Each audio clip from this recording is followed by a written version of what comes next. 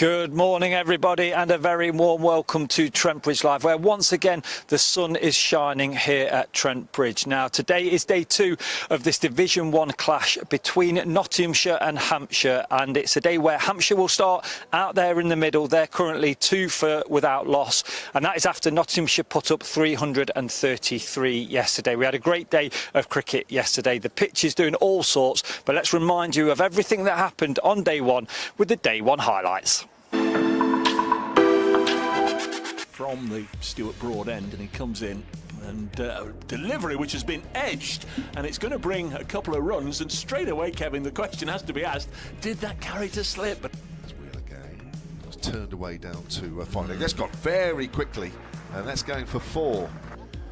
There's Abbott, big beefy South African, bowls a short, wide-ish delivery, both hanging fairly limply. Straight drive down the ground from Slater.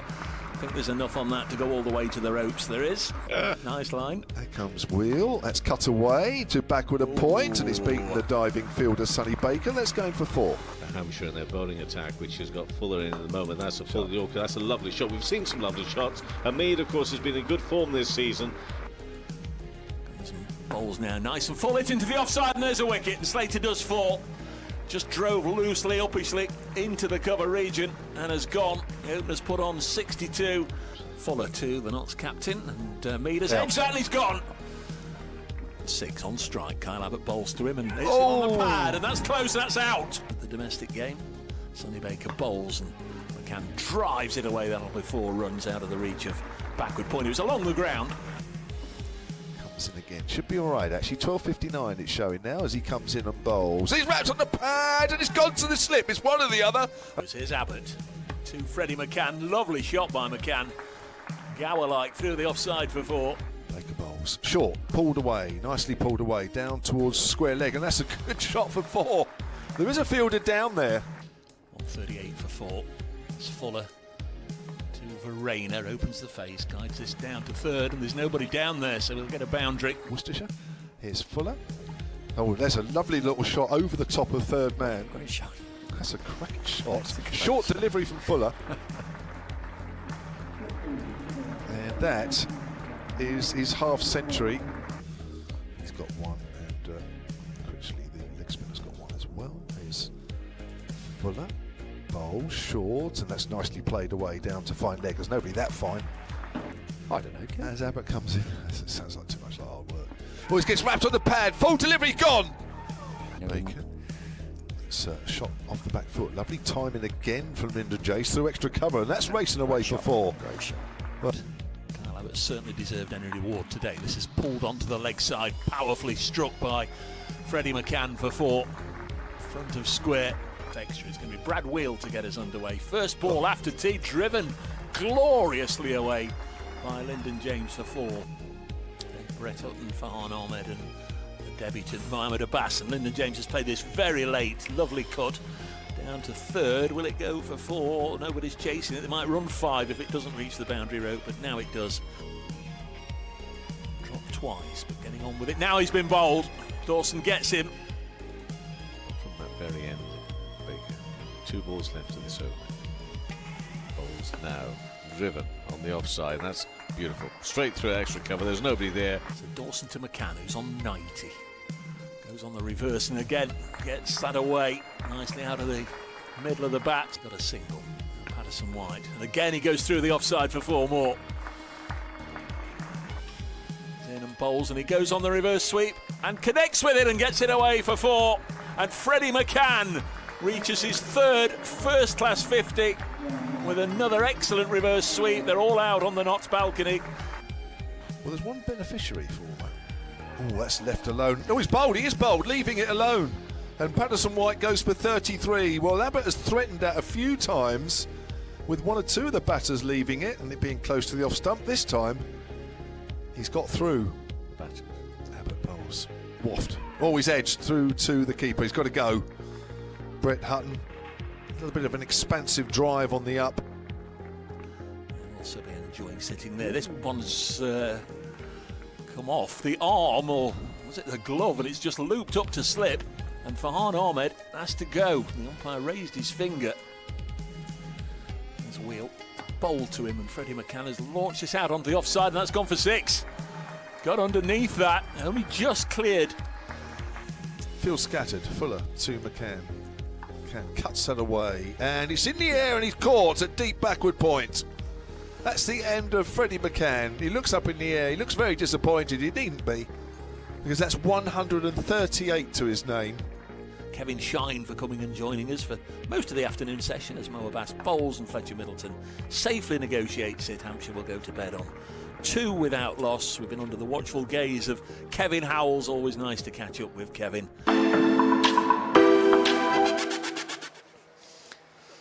So that was a little bit of a recap of what happened on day 1. And just to remind you, it was Hampshire that won the toss and elected to have a bowl. And it was a tough start for the Nottinghamshire openers of Ben Slater and Hasib Hamid. But they dug in and they got to 62. And then, unfortunately, Ben Slater lost his wicket and in came Freddy McCann. But what an absolute day for Freddy McCann. His 3rd first-class 100 for Nottinghamshire and in the first-class format. And Owen from the Trent Bridge media team caught up with him at the end of day 1 to hear his thoughts. Pretty well played. Thank you. 3rd century at Trent Bridge today. You must be proud of that. Yeah, very proud. Get 3 at Trent Bridge, obviously home ground. Very, very proud. It was a great comeback after lunch. Hampshire bowled well and they created quite a few chances throughout the day. How did you find the attack? Yeah, obviously they bowled very well. We just thought if we just dig in, just try and build some partnerships, try and put on a good score, and we'll see where we are at the end of the day. Yeah, you mentioned partnerships. There were some useful runs at 6, 7 and 8. Yeah. How crucial is the depth? Yeah, so crucial. We obviously bat all the way down to number 11. I think it was 3 consecutive 60 partnerships. Yeah, 3 consecutive 60 partnerships, always valuable down the order. Even when you lose early wickets, just trying to build partnerships towards the end is so crucial. So you play some inventive shots, especially as the day progressed. How do you balance trying to score quickly alongside trying to build along it? I think you just play it by ear as it goes, see how comfortable you are. I felt comfortable most of the day. It's just trying to reduce the amount of dots, just keep the scores rotating, whatever shots that come. And a lot of batters this season have already made quite strong contributions. Yeah. How are you finding that sort of competition? Yeah, obviously competition's high. I've not really done as much as I wanted to at the start of the season. Knew I was under a bit of pressure here, but always nice to score runs when you're under pressure. Yeah, of course. And finally, for me, how do you intend to go tomorrow as a team? Obviously, build early wickets, try and get early wickets, put pressure back on them. I think we're in the driving seat with 330 on the board.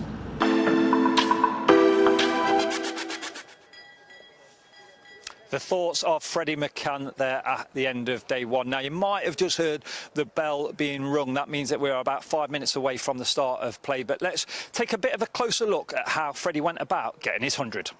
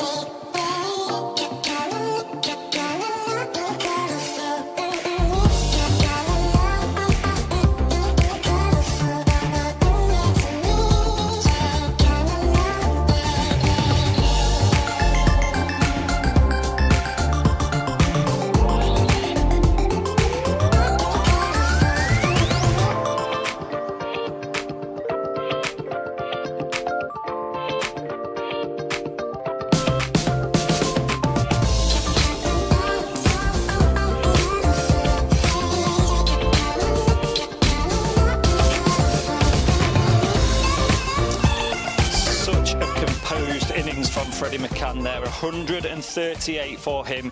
He is literally just 20 years old, can you believe it? But such a mature boy there, and a great innings from Freddy McCann. 15 fours, 1 6. As I said earlier, his third first-class 100 in just 10 matches. Yeah, it's amazing to just think that he is literally just 20. But there's work to be done today with the ball. Hampshire start on 2 without loss, and we are due to start playing in just a couple of minutes. So it's time for me to hand over and dip in to your BBC Radio commentary team, and that's led by the one and only Dave Bracegirdle.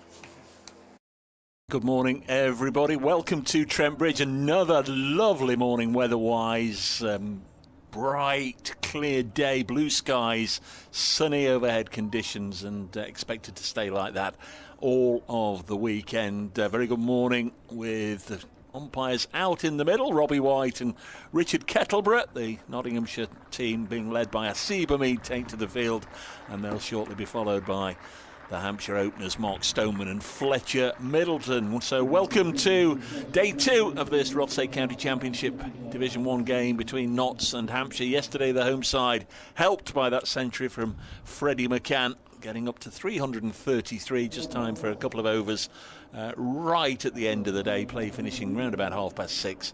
Hampshire with a couple of singles to Mark Stoneman. So you're very welcome wherever you're joining us on Trent Bridge Live, the live stream, or via the BBC Sport website and app, or on your smart speaker. Just ask BBC Sounds to play Nottinghamshire versus Hampshire Day 2. You'll be able to get us. Our commentary team today includes Kevin Howells from 5 Sports Extra. He'll be with us popping in and out through the day. I'm Dave Bracegirdle from BBC Radio Nottingham, and alongside me, bright and breezy as always and ready to go, the voice of Hampshire cricket. Very good morning to Kevin James. Yeah, thank you, Dave. Good morning. Very much Nottinghamshire's day yesterday. I think the feeling was, in both camps, but certainly the Hampshire camp that I spoke to last night, that, listen, you're allowed to play well, and Freddy McCann played brilliantly, but really it was about 80 runs too many. Should really have not got any more than 250. I don't think it was particularly bad bowling. In fact, I think they bowled collectively quite well, but the catching didn't help, and I think it was just one of those days. Right, here's Brett Hutton to get us underway from the pavilion end. He's going to be bowling to the left-hander Mark Stoneman. Length ball, Stoneman's on the back foot, nudges it out into the covers, and we are underway. So the most important thing or aspect that I'm looking at today, and I'm sure we all are, is will the heavy roller have an effect? The pitch really did help the seamers yesterday, particularly in the morning and a little bit after lunch, but literally all day. Will the heavy roller deaden things a little bit? It may not initially. We'll wait and see. Here's Hutton, right arm over, bowls to Stoneman, that bounces past the outside edge, probably actually the shoulder of the bat. Got everybody excited, not just the fielders, but also those in the crowd. Yeah, the slip cordon, highly animated as early as ball 2 of the day. Good delivery from Brett Hutton. Yeah, the heavy roller already, Dave, isn't it, when it was on just before play, has Yeah. already lightened the pitch. It's still green, but doesn't have that dark green tinge that we saw yesterday. Here's Hutton in again to 3 slips. Stoneman's forward off a thickish outside edge, runs down towards third man. It will be pulled up just in front of the rope. They'll turn for 3. Hampshire 5 without loss. Yeah, Jack Haynes and Freddy McCann doing the relay fielding effort down there at third. Haynes dragging it back and McCann with the throw. We'll just do a quick update for listeners to BBC Radio Nottingham in just a second or two. And Kev will be back with you. 5 without loss then. So Fletcher Middleton yet to get off the mark. Right-hander. Just taking guard from umpire White. Halfway through the opening over of the morning, and Brett Hutton will come in to bowl to Middleton. Right arm medium pacer, turn to mid-wicket, and Middleton comfortably off the mark with a single. That's Captain Hamid doing the fielding. Big opening half an hour. We usually say that, but fancy this morning that Notts really do need to make early inroads with the new ball. It's a strong Hampshire batting lineup. Notts essentially are a seam bowler light. They've gone in with Mahabas and Brett Hutton. Lyndon James in support of those two as Hutton bowls to Stoneman and pushes it back to the bowler. And there's no run. And then the two spinners for Farhan Ahmed and Liam Patterson-White. Here is that radio update.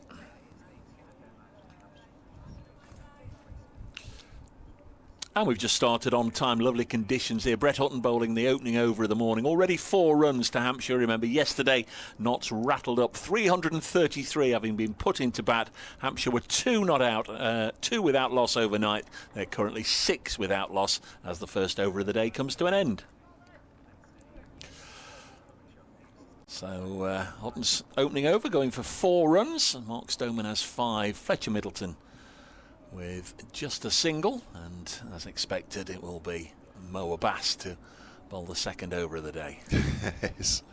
Oh dear, this is the contest that I think we're all watching from a Hampshire point of view. Mo Abbas, 4 years at Hampshire, was a prolific wicket taker with 180 wickets over 4 seasons, and yet Hampshire had to release him because of the makeup of the side for this year, which the balance of the side was unsettled with James Vince deciding not to play red ball cricket. So rather reluctantly, Hampshire had to move him on. But even last night, in the 1 over that he bowled, he got the ball past the outside edge twice. And you think, what damage could he possibly do to his former teammates today? Bowled the 1 over last night for just a single. Seems at the moment he's contracted for 6 county championship games for Notts. This little block of 3 and then 3 at the end of the season, but I understand there might be a little bit of flexibility around that. Here is Mo Abbas then to bowl to Fletcher Middleton, and the first ball outside the off stump. A little bit of bounce there. It started wide and just nipped a little bit further away. There's a nice shot on the live stream there of the Hampshire supporters flag, the Cross of St George with Hampshire CCC in the middle. That's moved sides today, and there's a little bit of rivalry because the Nottinghamshire flag is also over there to our left on the railings in front of the Fox Road stand. Clearly they felt they were in the shade, I guess, for the second part of yesterday and want to be in the glare of the sun today. Also, I think they're a little bit closer to the action. There's Abbas, passed on by Kettleborough. Bowls, and Fletcher Middleton brings the bat down slightly crookedly and works it to point where there's no run. Well, he's already got a little bit of movement with that first ball as Mo Abbas. He's going to test them. He's going to test the Hampshire boys, that's for sure. We've already got our first email this morning, sunandcricket@gmail.com. We're also on the X feed, aren't we, Dave? Yep, at Brace Cricket. That's right. So this has come from Dave Allen, Hampshire's former honorary archivist. And I think it might be one for you, Dave, actually. Here's Abbas. Bowls now beats Fletcher Middleton. He was pushing down off, and this was just about 4th or 5th stump line. Good delivery from Abbas. And Mark Stone was just going down, just have a little word with his right-handed younger partner. Yeah, to say, look, the ball will beat the outside edge. We saw it numerous times yesterday. Dave says, there are conversations on the ACS email. What's that? The Association of Cricket Statisticians. Right, which I presume you're on it, aren't you? No. No. He says there are conversations on the ACS email site today about James Hayes' debut 33 not out for Sussex yesterday. James, of course, on loan from Nottinghamshire. Yes, it's quite coincidental that he ended up with 33 after we had all the 3s on the scorecard here yesterday. Is Abbas bowls, and this is pushed into the offside, fielded by the Notts captain, Hamid. What's Mr. Allen got for us then? Right, so he says, it appears that the highest ever Sussex debut innings at number 11 was 2 more, 35 by John Lewis, but that was not his overall first-class debut, having moved counties. It seems, therefore, that James probably holds the Sussex record for a number 11 on first-class debut. There's one for your book. There was also mention of one of your former teammates, Martin Jean-Jacques. That's right, that's at Hampshire. There's Abbas bowls and defended by Fletcher Middleton. Former Derbyshire player. Yes, right. I wasn't aware he played for Hampshire. Yeah, he went from Derbyshire to Hampshire for a little while. He made 73 on debut at number 11 for Derbyshire against Yorkshire at Abbeydale Park. That's Sheffield in 1986. So there you are. Yeah, that's great. So it looks like James Hayes has already made a mark. He's not yet got a batting average. He will have. He will have. He won't. He won't, I'm sure, contribute 33 not out every innings. Be a very, very successful career if he does. Abbas bowls, and Fletcher Middleton again lunging forward, pressing forward, and beaten by one that nipped away. And that's a very accurate, tidy opening over from Mo Abbas, warmly appreciated by the Nottinghamshire supporters. Just very quickly mentioning Dave Allen there, sort of the, it's wrong to say the Nottinghamshire equivalent, our heritage officer here at Trent Bridge, Steve Lamotti, has asked me to mention that if you're listening in the ground or you're coming along today, there will be an illustrated talk both at lunch and tea here in the Radcliffe Road stand on the first floor. We're all well aware of 80th anniversary of VE Day having taken place over the last few days.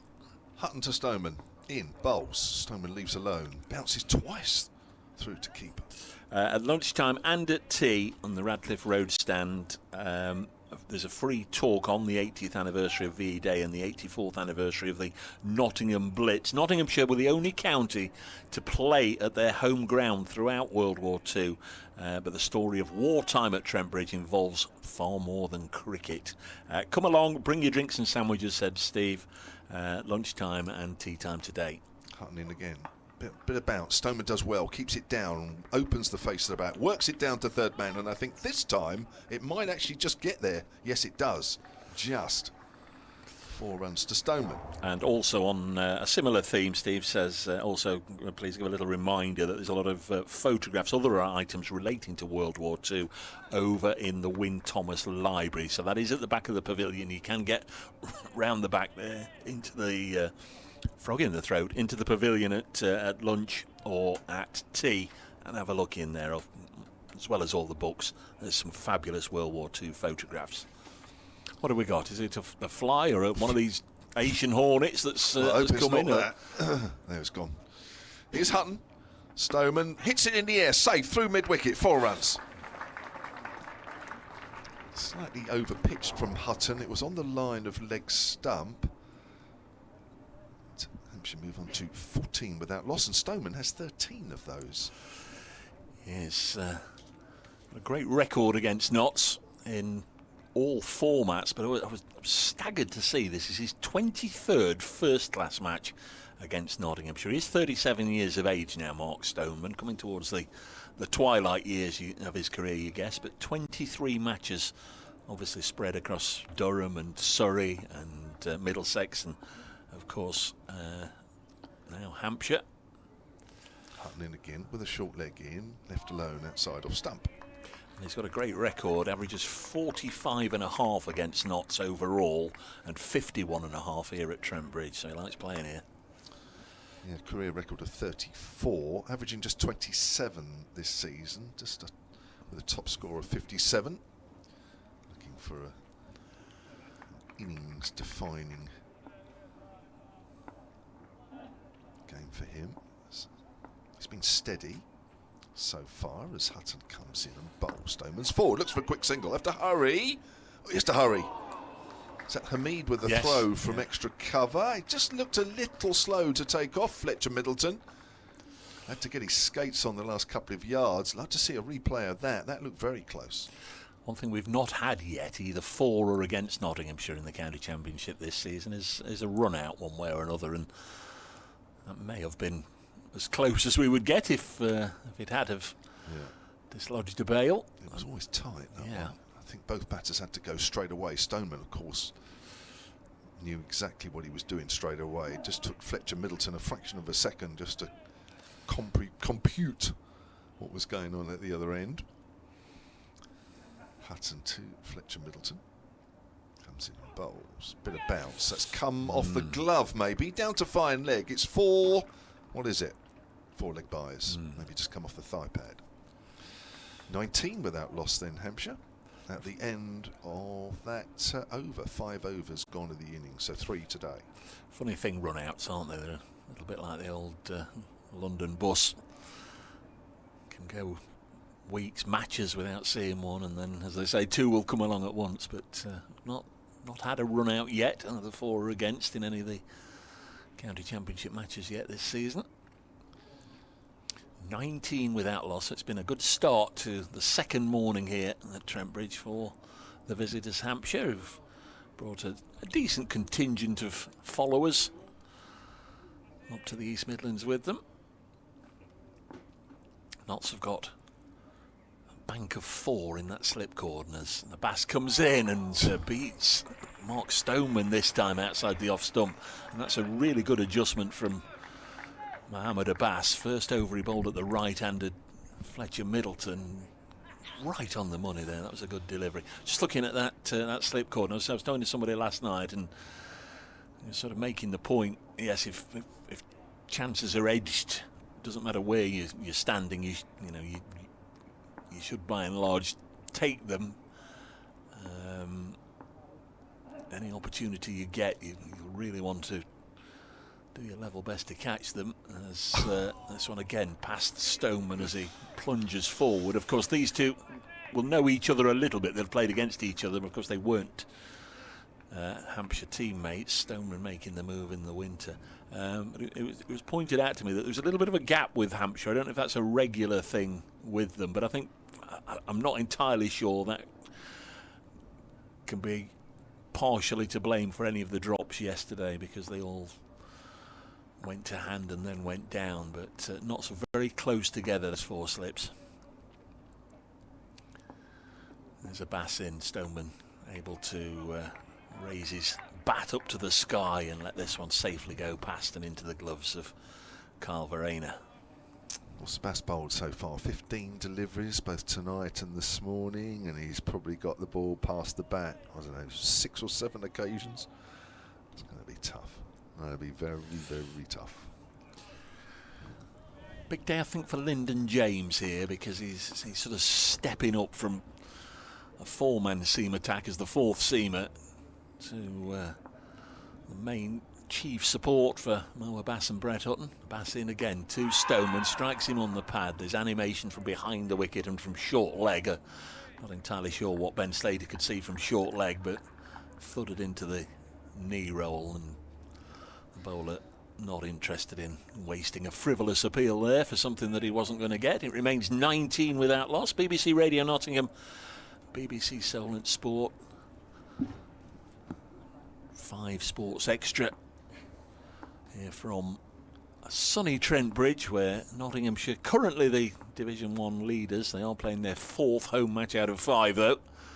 The start of the season, a Bass bowls, and again he beats Mark Stoneman, and Kevin James has had the pleasure of watching this fella bowl for the last 4 seasons. He might only be around here at Notts initially in this phase of the season for 3 matches, but I think the supporters here are going to enjoy watching him bowl if he can continue to beat the outside edge like that.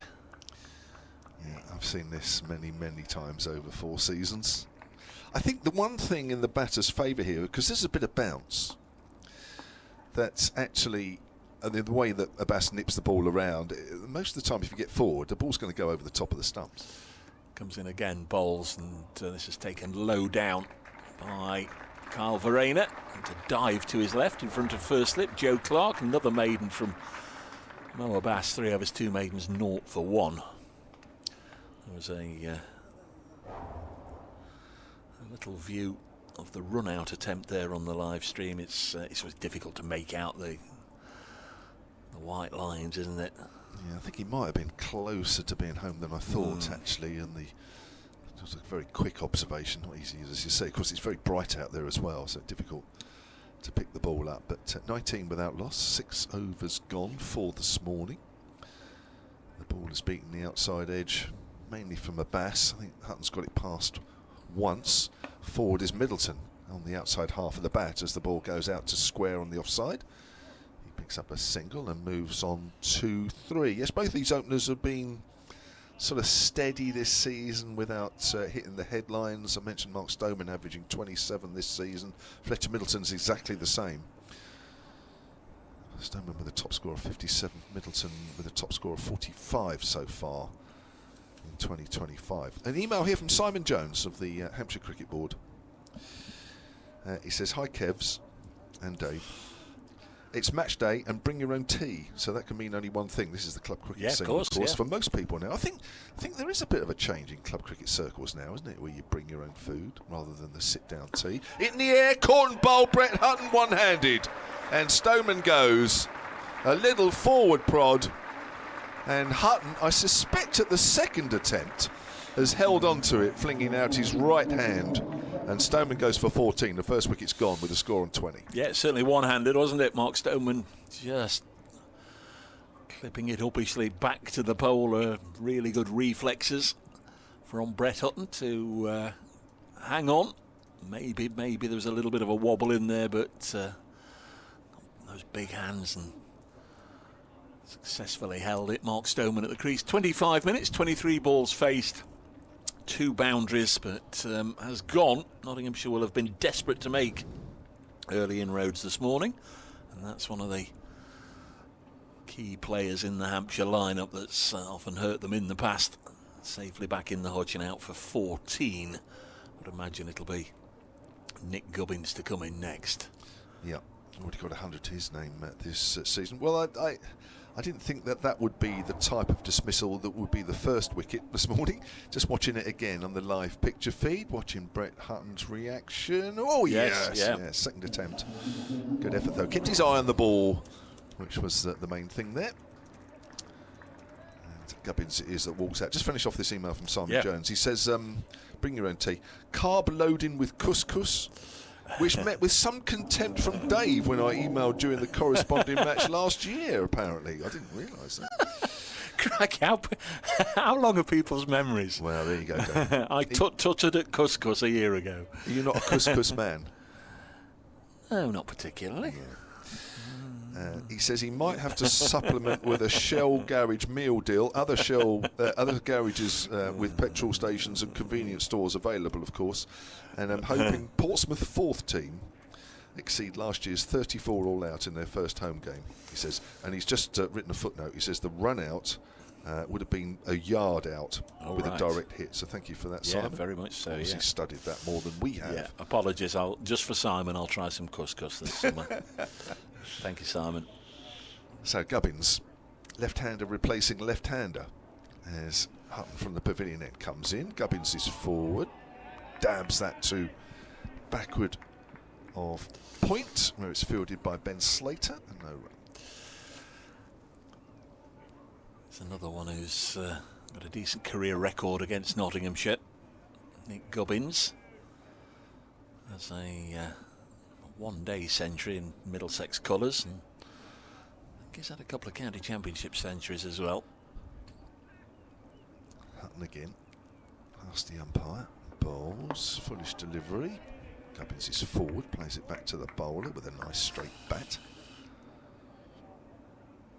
You and I were fortunate to be in Barbados 2018 when they had that north-south competition. Can you remember the north versus south? Yeah, you commentated on it. Yes, and you came and joined me. I did. Gubbins got 2 centuries in 3 matches, and so did Joe Clark, who's in the Nottinghamshire team. Gubbins again is forward, and again Hutton fields. And Gubbins actually, it was a 3-match series, wasn't it? Gubbins got a century, and I think he pulled a hamstring or a thigh muscle or something, getting his 2nd century, so couldn't play in the 3rd game, and otherwise he was probably nailed on for man of the series, and Joe Clark ended up getting it. Clark was still a Worcestershire player at the time. What year was that? 2018. 2018. Here's Hutton. Gubbins beaten outside the off stump. Good delivery to end that over. Wicket taking over as well for Brett Hutton. 1 for 15 from 4.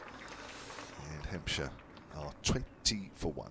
Can we just say get well soon to Jackie, who is one of our lovely receptionists downstairs here in the Radcliffe Road stand.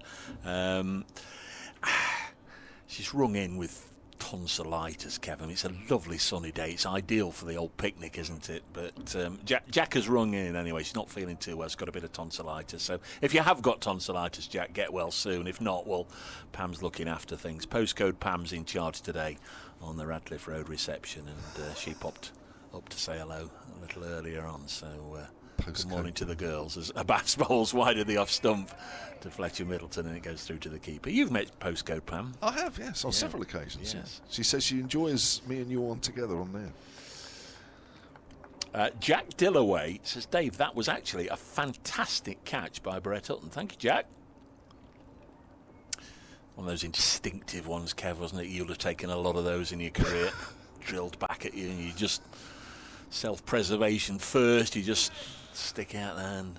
I actually broke a lot of fingers, or dislocated a lot of fingers going for those Corton bowls. This one is caught behind or not celebrate, but Fletcher Middleton not going anywhere, and the bowler, interestingly, not interested. They're going to have to get that sorted out. Everybody in Nottinghamshire colours appealing, apart from the bowler. Either all go up or no, or nobody at all. But Mohamed Abbas knew, didn't he? If anything, it would have brushed the pad. So you got a few bad fingers. Yeah, yeah. Bit of the old arthritis now. Broke or dislocated them all. And as I say, mostly from Corton bowls drilled back at me. Next one is worked away onto the leg side for 4 by Fletcher Middleton. First shot of conviction from Fletcher. And that's going to take some fetching, and poor old Brett Hutton is bowling at the other end. Look at this, how far Brett Hutton's got to go to fetch this. He's got a 100-yard jog, because obviously cricket, unlike football, we don't have ball boys to throw the ball back, and it's not gone all the way into the stand. So Brett's had to run a goodly distance there to go and fetch that back. 24 without loss.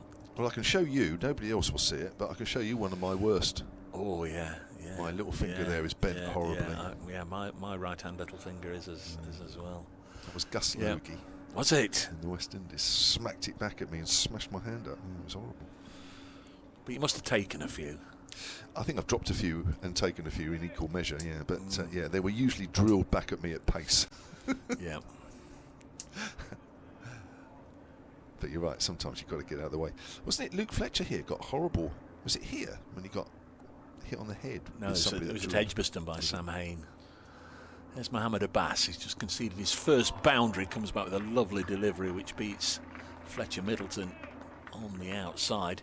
So out there, Kev, we've got Nick Gubbins, and we've also got bowling Mohamed Abbas. Now, for those of you with more time on your hands than we have, and just like a little bit of something to do on a Saturday morning, I just wonder how many double Bs there are in the county game.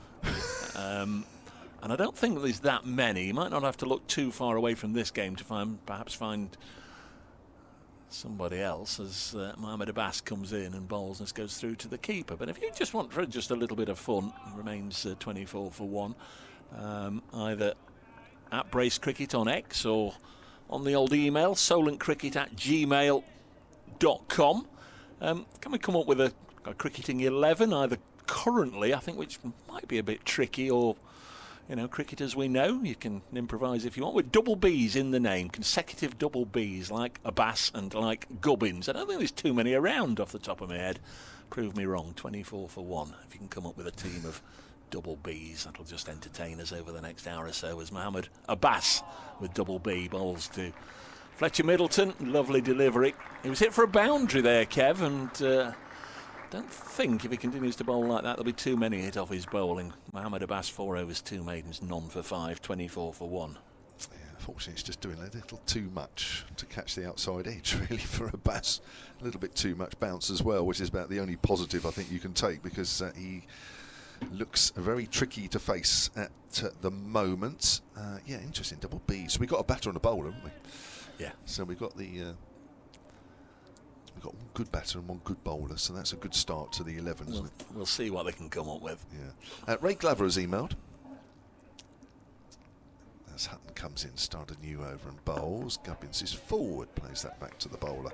solentcricket@gmail.com. He says, cricket memories of the 12th of May 1988. He says, I was going through a memory box last night and came across my scorecard from a 50-over game that you played in at the county ground on the 12th of May 1988, Hampshire versus the West Indies. So many great cricketers involved on both sides, and Dickie Bird umpiring as well. I do remember seeing the West Indies batters knock the ball out of the ground. In fact, it's the game I'm thinking of. They did, with unbelievable regularity. He's beaten outside the off stump. Tumbling stop there from Verena behind the stumps. Knocked the ball out of the ground over the sight screen several times. Yes, they did. I may not recall your catches to dismiss Phil Simmons or Viv Richards. I'm sure they were spectacular and hopefully getting better as the years go by, in brackets. Or your fine knock with the bat, facing the likes of Malcolm Marshall, Courtney Walsh and Carl Hooper. He sent me the scorecard. It wasn't that great because I've just looked at the score. But it was a great day watching cricketers at the top of their game. Here's Brett Hudson. Bowls. That's bounced and that's gone over the top of the shoulder of the bat this time. Well worth taking a sick day from work to watch, and the £5 entry fee. Oh gosh, those were the days.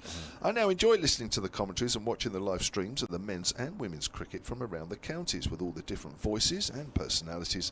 Keep up the great work, says Ray, and he sent me the scorecard. 186 Hampshire made, only made 16. So it can't have been that interesting. The West Indies got 279. There's a shock. As Gubbins works that up to mid on, the chief scorers 56 from Carl Hooper and a half century from Phil Simmons, and Gordon Greenwich on his home ground made 100. Crikey.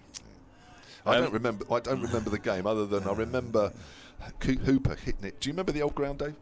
No, I know. I never went to the old ground. Oh right, yeah, it was a small ground, but it wouldn't have mattered. They would have hit millions. Even on a big ground. I remember Carl Hooper hitting me over my head for 6 into past Northam's Road, actually.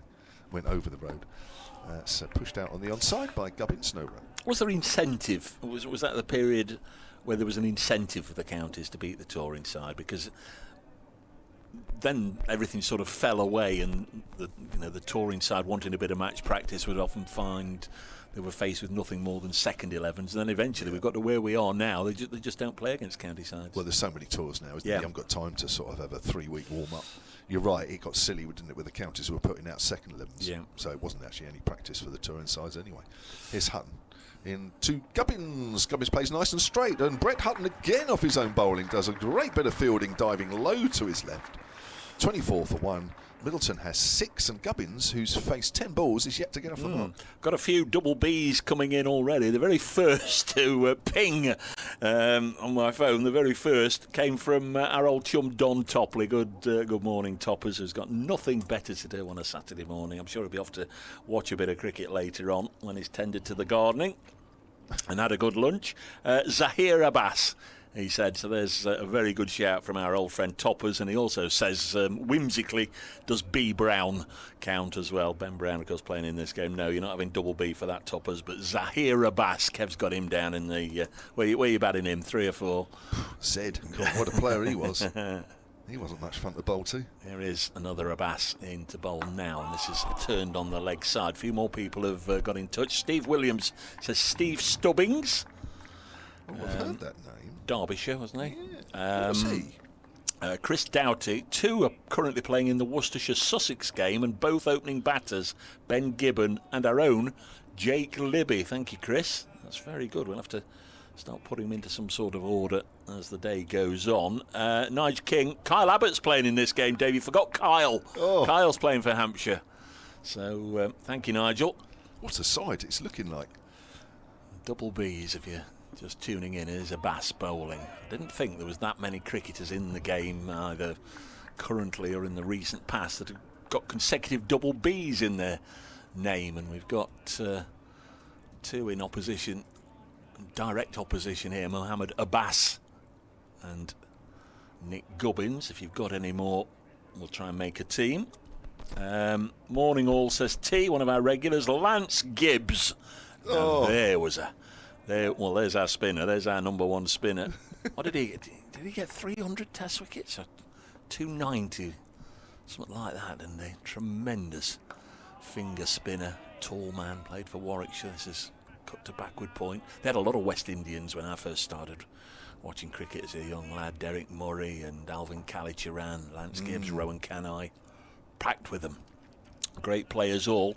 Steve Williams on X at Brace Cricket. Dave, can you please thank the 2 Kevs, or the James and Shine show, for a brilliant afternoon of commentary and conversation yesterday afternoon. Reminiscing about their playing days, plus I think the 80s, very enjoyable times in cricket, and popular music wasn't bad either. Very much enjoyed listening to the Kevs show yesterday as Mohammed Abbas beats Fletcher Middleton on the outside. That's Steve Williams. Oh, that's really kind. And we both had a quick chat actually at the end of play as well, and we just said we couldn't believe the time when we I think we mentioned that it was only a few overs to tea and we'd been on for ages, and it felt like just a few minutes. So it was, and that's really nice to say. Thank you.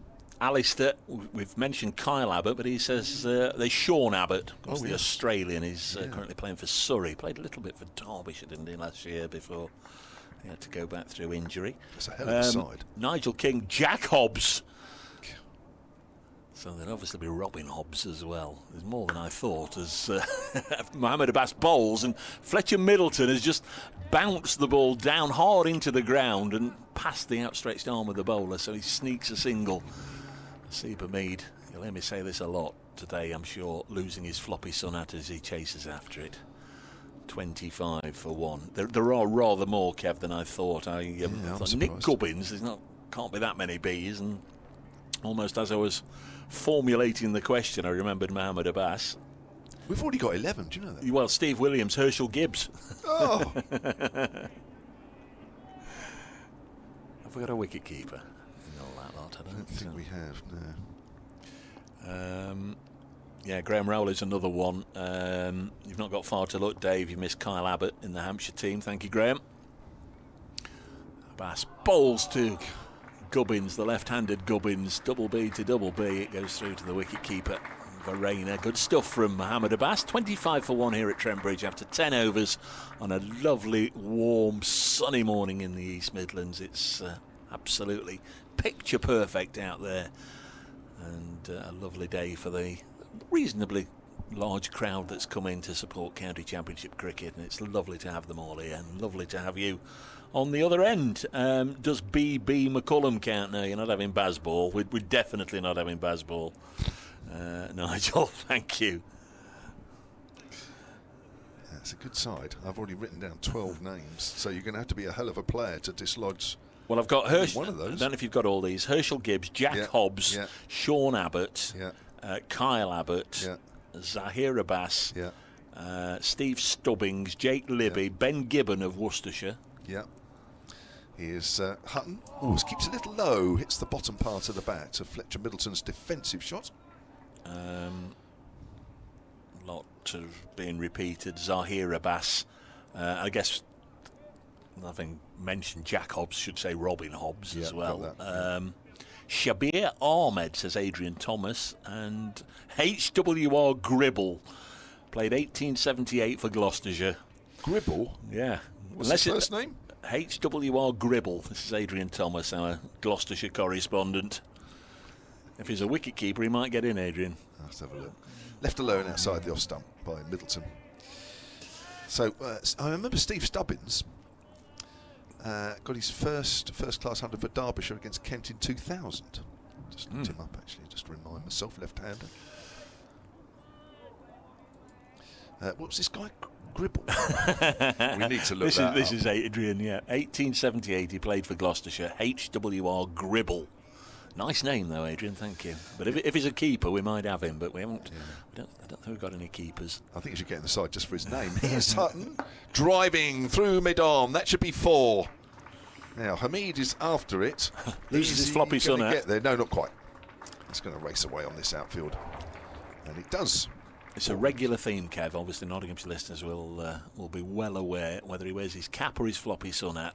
Neither of them stay on his head for very long as soon as he starts running. He was just having a little inspection of the ball there, the not skipper. Just wonder if it goes on too long without a wicket. I know Notts have already picked up 1 wicket this morning, but it could be one of those days where if there are healthy partnerships, they might just try the old "can we change the ball" umpire trick. Here's Hutton off the back foot, hit into the covers. That's a good bit of fielding at extra cover by Liam Patterson-White. Herbert Willis Reginald Gribble. 29 first-class matches for Gloucestershire in between 1878 and 1882. Oh, and what was his? Just trying to work out what he was. This is not telling me, so I might have to have a look at somewhere else. We need it to say wicketkeeper, don't we? No, it's not there either. Here's Hutton again. He's just nudged that into the gap as Fletcher Middleton moves on to 12:30 for 1. Chris Doughty says, can we have the former Australian captain, Tubby Taylor? It's Mark Taylor, isn't he? Are we allowed that one? I don't think so. Steve Williams, Adam Dibble of Somerset. Adam Dibble? I don't think he's going to force his way into this star-studded side with the likes of Zahir Abbas and Jack Hobbs in, and Mohammed Abbas and Nick Gubbins. Gubbins has got to be in because it's him that made me think of it. There can't be that many bees, I thought, driving here this morning. Gubbins. You won't get any more than that, surely. How wrong we are. Here's Hutton. Played a miss again, has Gubbins. He was a right-hand back, was Mr. Gribble. Mr. HWR. Just trying to find out if he is a keeper. I'll tell you what, Nick Gubbins, who has created more mayhem in the commentary box than he would ever know, has now faced 12 deliveries without getting off the mark, pushing down the line at several, or down the wrong line at several. Let me just quickly, Kev, between overs, just whiz through the other scores. Essex have lost another wicket this morning. They're 41 for 4 at home to Yorkshire, who made 216. Worcestershire 37 for 1 against Sussex, who made 284. And Warwickshire bat on 394 for 4, turning into a very good debut for the New Zealander Tom Latham. He's 156 not out. I'll give you Division 2 in a moment, because Mohammed Abbas is back at the end of his mark and now runs in away from us to bowl to the right-handed Middleton. Lovely drive into the offside and losing his hat in the process. A lovely diving stop from Hasib Hamid. They do take a single, 31 for 1. One that we did have as a contender. Ben Gibbon is the man out at Worcestershire, and the wicket was taken by Ollie Robinson, not James Hayes, who's on loan from Notts. Division 2, Glamorgan 418 for 7 at Canterbury against Kent. There's Abbas now in to Gubbins, and he's got him. Mohammed Abbas gets his first Nottinghamshire wicket, and it is Nick Gubbins, and a really lovely bit of bowling. Gubbins pushed at it and edged it to fourth slip, and Lyndon James just dropped down to his right and took the catch, and Gubbins is gone. Notts have got a second breakthrough this morning, a 13-ball duck for Nick Gubbins, out for 31. Catch by Lyndon James from the bowling of Mohammed Abbas. And Nottinghamshire have had a pretty decent opening 40 minutes here. Desperately needed to make this new ball count, and they've got a couple of wickets. Just looking, we're in the 12th over, Kev. Good catch low down, but he's always likely to do that, isn't he? Catch the outside edge, and Nick Gubbins stomps off down below us, obviously hugely disappointed. Well, I'd like to say that wasn't coming. He's beaten the outside edge many times. Just watching the replay of this dismissal. Just bounced a bit on Gubbins. Good catch already. Nottinghamshire showing how catching in the slip should be done. Makes such a difference early on when the ball's doing plenty. Just a bit of extra bounce there, the undoing for Nick Gubbins. Hard work out there, especially for him. It's hard work for all the batters. You've got to take any opportunity, any ball that's slightly overpitched, any ball that's short, to score your runs, and just hope in the meantime that there isn't a ball with your name on it there. There's already been a few in this early part of day 2. Tom Prest is the new batter for Hampshire. Adam Dibble, a Somerset player, only made 4 first-class appearances, was a quick bowler. Apparently he took 9 wickets in an innings against Hampshire as well, but he actually made his first-class debut against Nottinghamshire here back in 2011. Okay, there we are, just to put a bit of meat on the bone there. Good catch by Lyndon James, Notts packing that slip cordon, and as the man at 4th who took it, so that was very wise and correct decision from Hasib Hamid to leave 4 slips in there. Sometimes after 10 overs or so, it's just so easy to try and fill one of those gaps somewhere else, but Keeping Lyndon James in at fourth slip has paid off. 31 for 2. We're in the 12th over as the new man Tom Prest, the right-hander, takes guard, and then his first ball is run to backward point, and there's no run.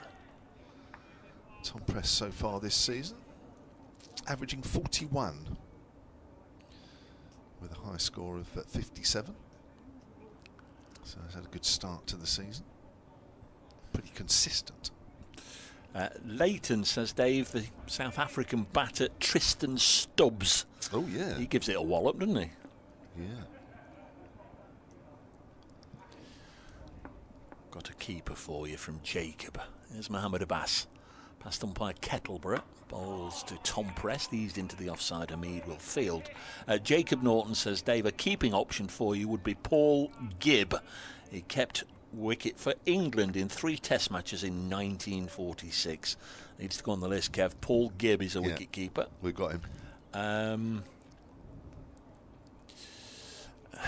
The Trent Ender says, can we have Jacob Bethel written all as one? Jacob Bethel. No, you can't have your double B's there. We're not counting that, Trent Ender.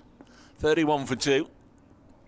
But thanks to everybody for getting in touch. I feel like we ought to bring it to a conclusion with Gubbins out as this one beats Tom Preston, goes through to the keeper. Have we got enough to bring it to a conclusion, or are they still coming in, Kev? I don't know. Well, I just thought while Nick Gubbins was at the crease, it would perhaps draw out 1 or 2 names. I wasn't expecting an avalanche of them, but we're very grateful. We can keep it going till lunch, can't we? Okey-doke. And then we'll pick the side at lunch. There'll be a few we've missed, I'm sure. Yeah, I think I might have a few actually stored up. I've got a lot of emails here, which I'm sure there's some contained. I'll come up with that in a minute. County Championship cricket from Trent Bridge, Saturday morning. Mohammed Abbas from the Radcliffe Road end. Bowls to former teammate Tom Prest. Just works this up to Brett Hutton at mid-on. End of the over. Successful wicket taking over for Mohammed Abbas. 6 overs, 2 maidens, 1 for 7. Fletcher Middleton clipped him through mid-wicket for 4 of those runs, but he's been very miserly. Just looking on the live stream, looks like we've got potentially a stag group that are in the old Where's Wally shirts. Speaking of Where's Wally, we've got a bowling change. Here's Lyndon James. I've got about 15 minutes before I've got to do an update, so if you want to have a chat to the headmaster, and I'll come back in quarter of an hour. Yeah, no probs. Right, Judith Squires has emailed solidcricket@gmail.com. She said, I just heard Simon Jones's email. He's the Hampshire Cricket Board's employee about bringing your own tea, says Judith. At Petersfield Cricket Club, we always provide a traditional tea, which is appreciated by travelling players. Look forward to welcoming Simon to Petersfield so he can experience a proper cricket tea. Here's Lyndon James, right arm over, medium pace. Length ball, Fletcher Middleton works it up to mid-on, and here's Kevin Howells, who's probably had many cricket teas to look at him, yeah. But, you would think so. No. I thought I'd say it before you did. I've got so many emails here. Good. How on earth did that double B thing take off like that? Stunning stuff. Incredible, isn't it? And it's amazing, isn't it, just how many answers there are out there. Thank you, Ralph Brooker, who said Kyle Abbott.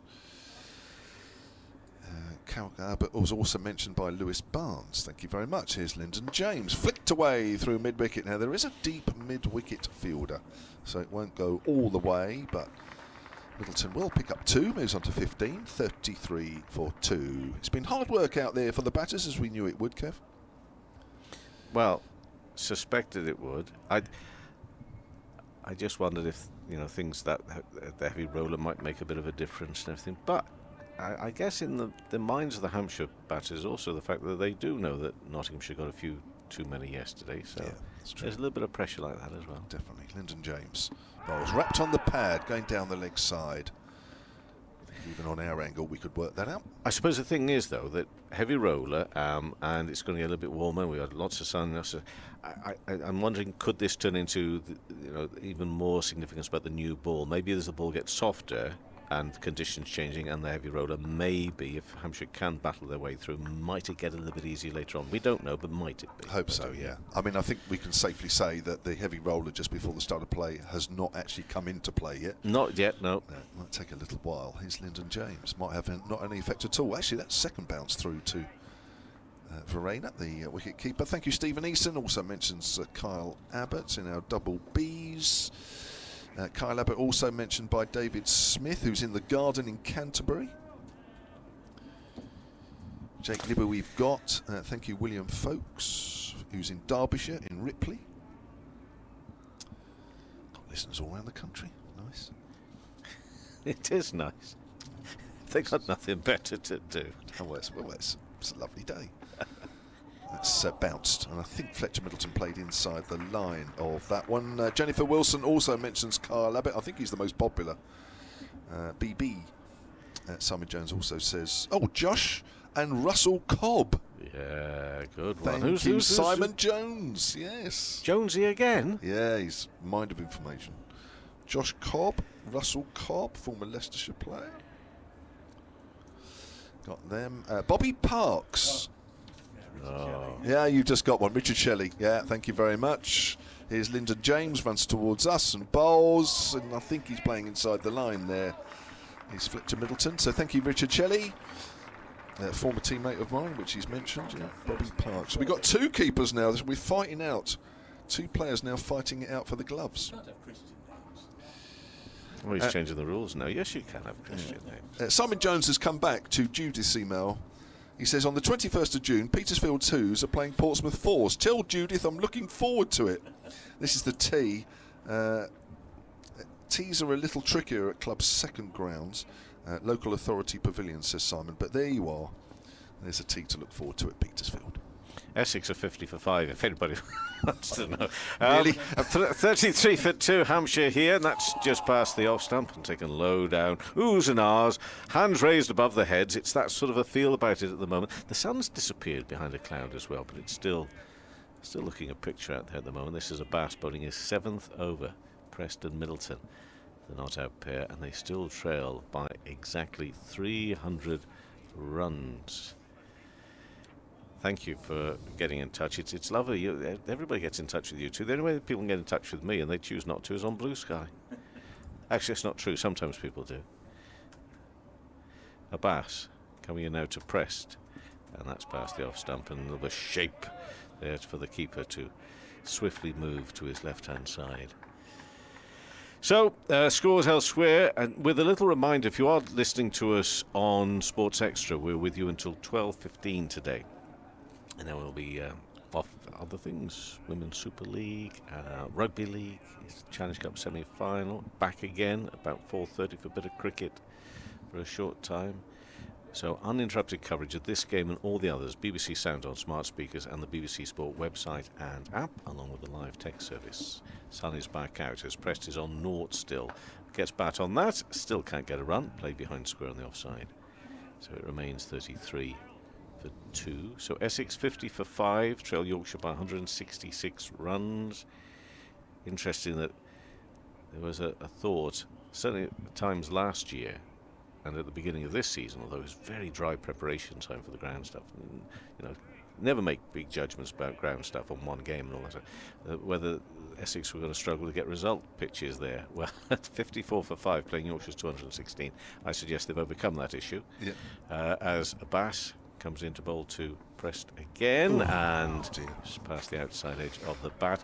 Just talking with someone over there at Edgbaston about Surrey's woes on their travels, that once again it's another typical let's try and nullify the Surrey seam attack and keep them out of the game. Well, Tom Latham's enjoying himself. He's 160 not out for Warwickshire. Wow. 401 for 4.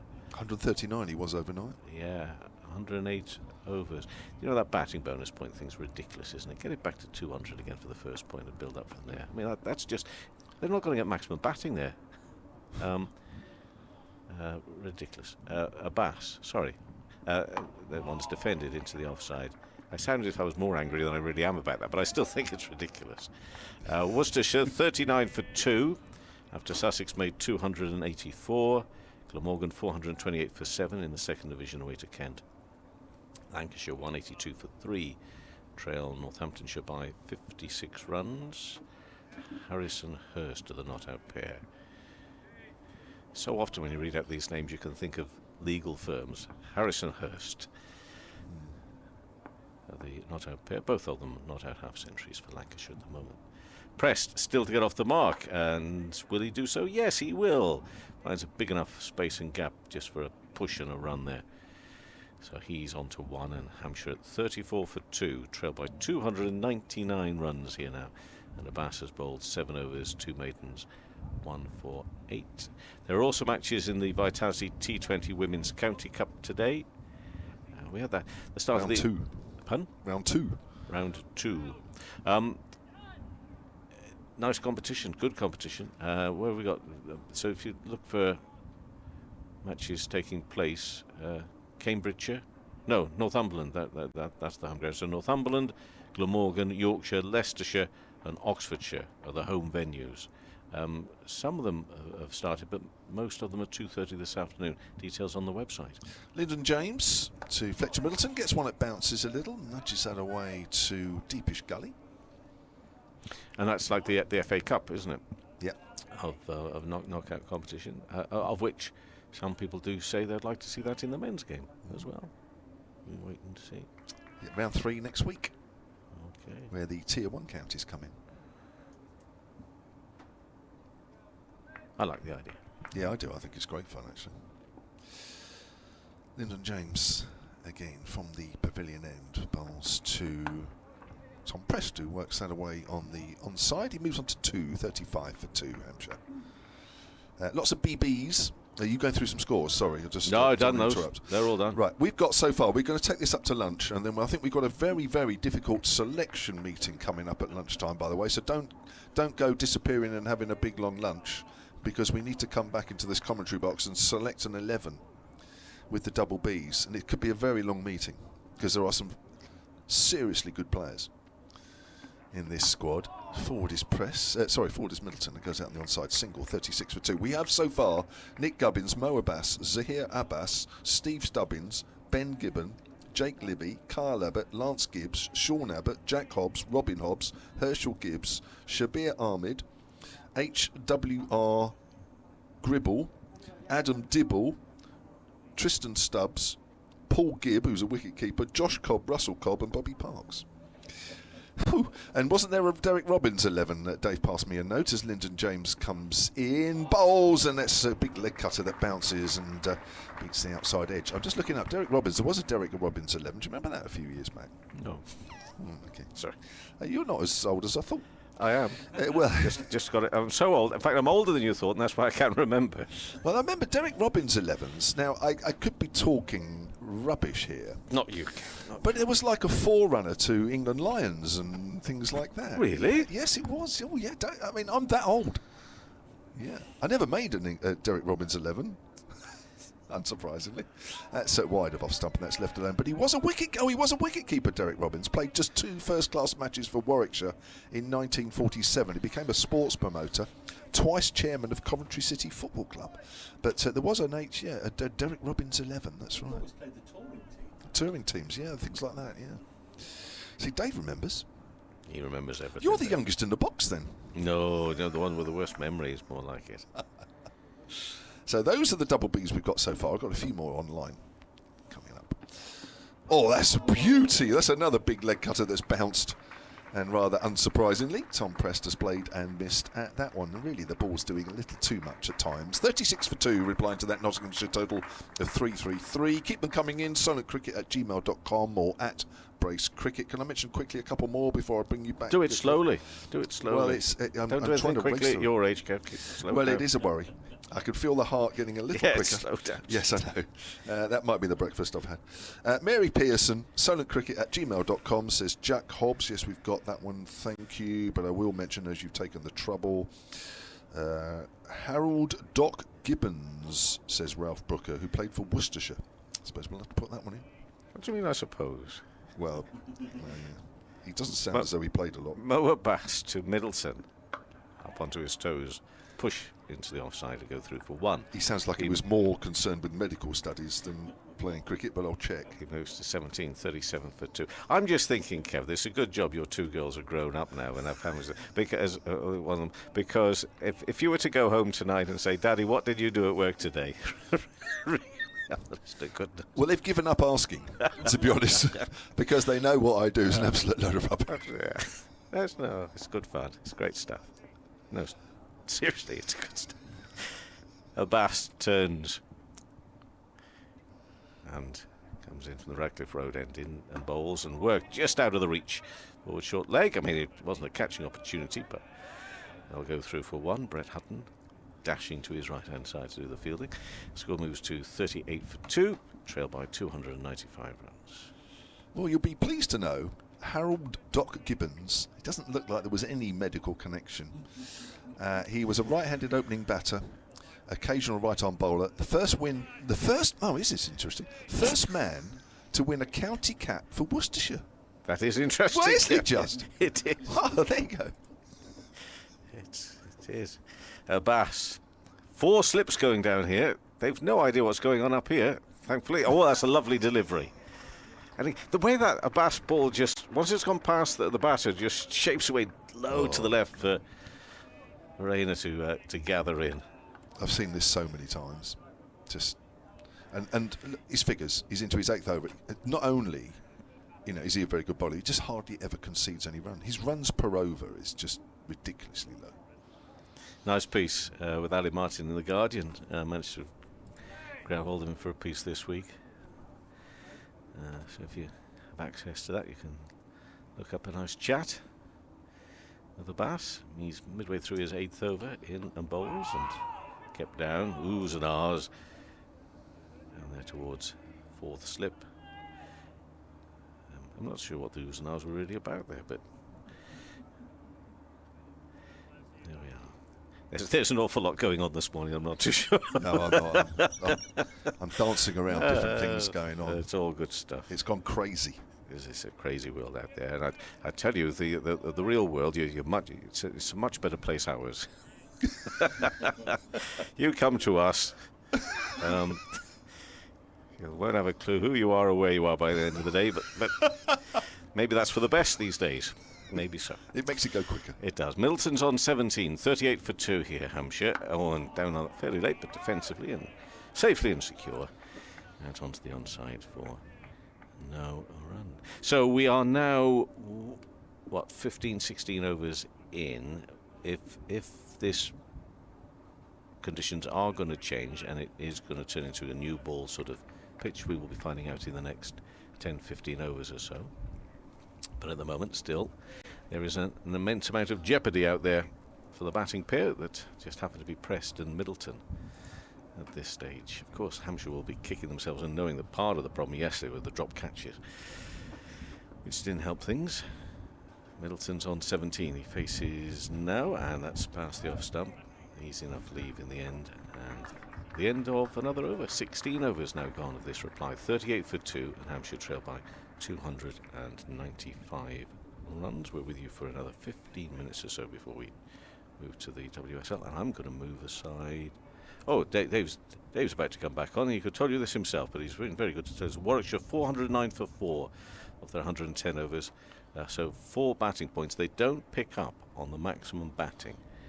Surrey with 1, and we say along with the I say along with the 8 points for a draw, make it 5 again. Sort it out. Kev, all yours. Here's Lyndon James, and Press works that into mid-wicket. They'll pick up 1, 39 for 2. So the wickets so far this morning after 17 minutes. Mark Stoneman brilliantly caught and bowled by Brett Hutton at the second attempt. On his follow-through, he went for 14, and Nick Gubbins was well caught by Lyndon James. I think in the gully. No, it's about third slip, wasn't it? Off Mo Abbas for no score, a 13-ball duck. Those are the wickets that have fallen so far. I've got so many emails, Dave. It's going to take me till lunchtime to read them all out. And we've still got a game to watch. James gets worked to mid-wicket. Left to hurry here as well. There's another shy at the stumps from Hasib Hamid. Second time this morning, just misses. I think Press would have been okay, though. 40 for 2. I know it's always best to throw in the direction to which you're looking, but there might have been more of an opportunity if he could have turned his body towards the non-strikers in there. Just do an update for BBC Radio Nottingham. As Lyndon James turns from the Stuart Broad end to bowl to Tom Prest, and Prest pops this up on the leg side, but Seba Mead is back on the one at mid-wicket. So no run, no danger. Eventful hour this morning. This is the 15th over of the day. Hampshire have moved on from 2 without loss to 40 for 2.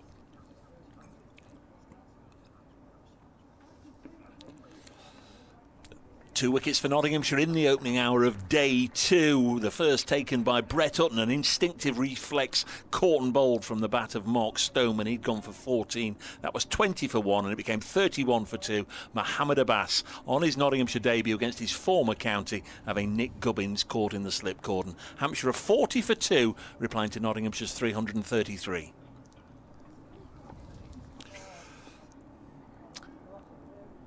So there we are. Another hour as Lyndon James bowls, and a little late on this one, Tom Prest. That was almost through him before he decided how he was going to try and negotiate that particular delivery. This is a decent start from Lyndon James. None for 6 in his 3rd over. He's found a bit of life out there, hasn't he? No more than just above medium pace, really, but he's found something. He's obviously hitting the seam. Tall man like Stuart Broad, went to Oakham School. Inherited Broad's number 8 shirt as well when the former England man hung up his boots. Season before last. Next delivery's just a little too leg-sidey and angled down to long leg.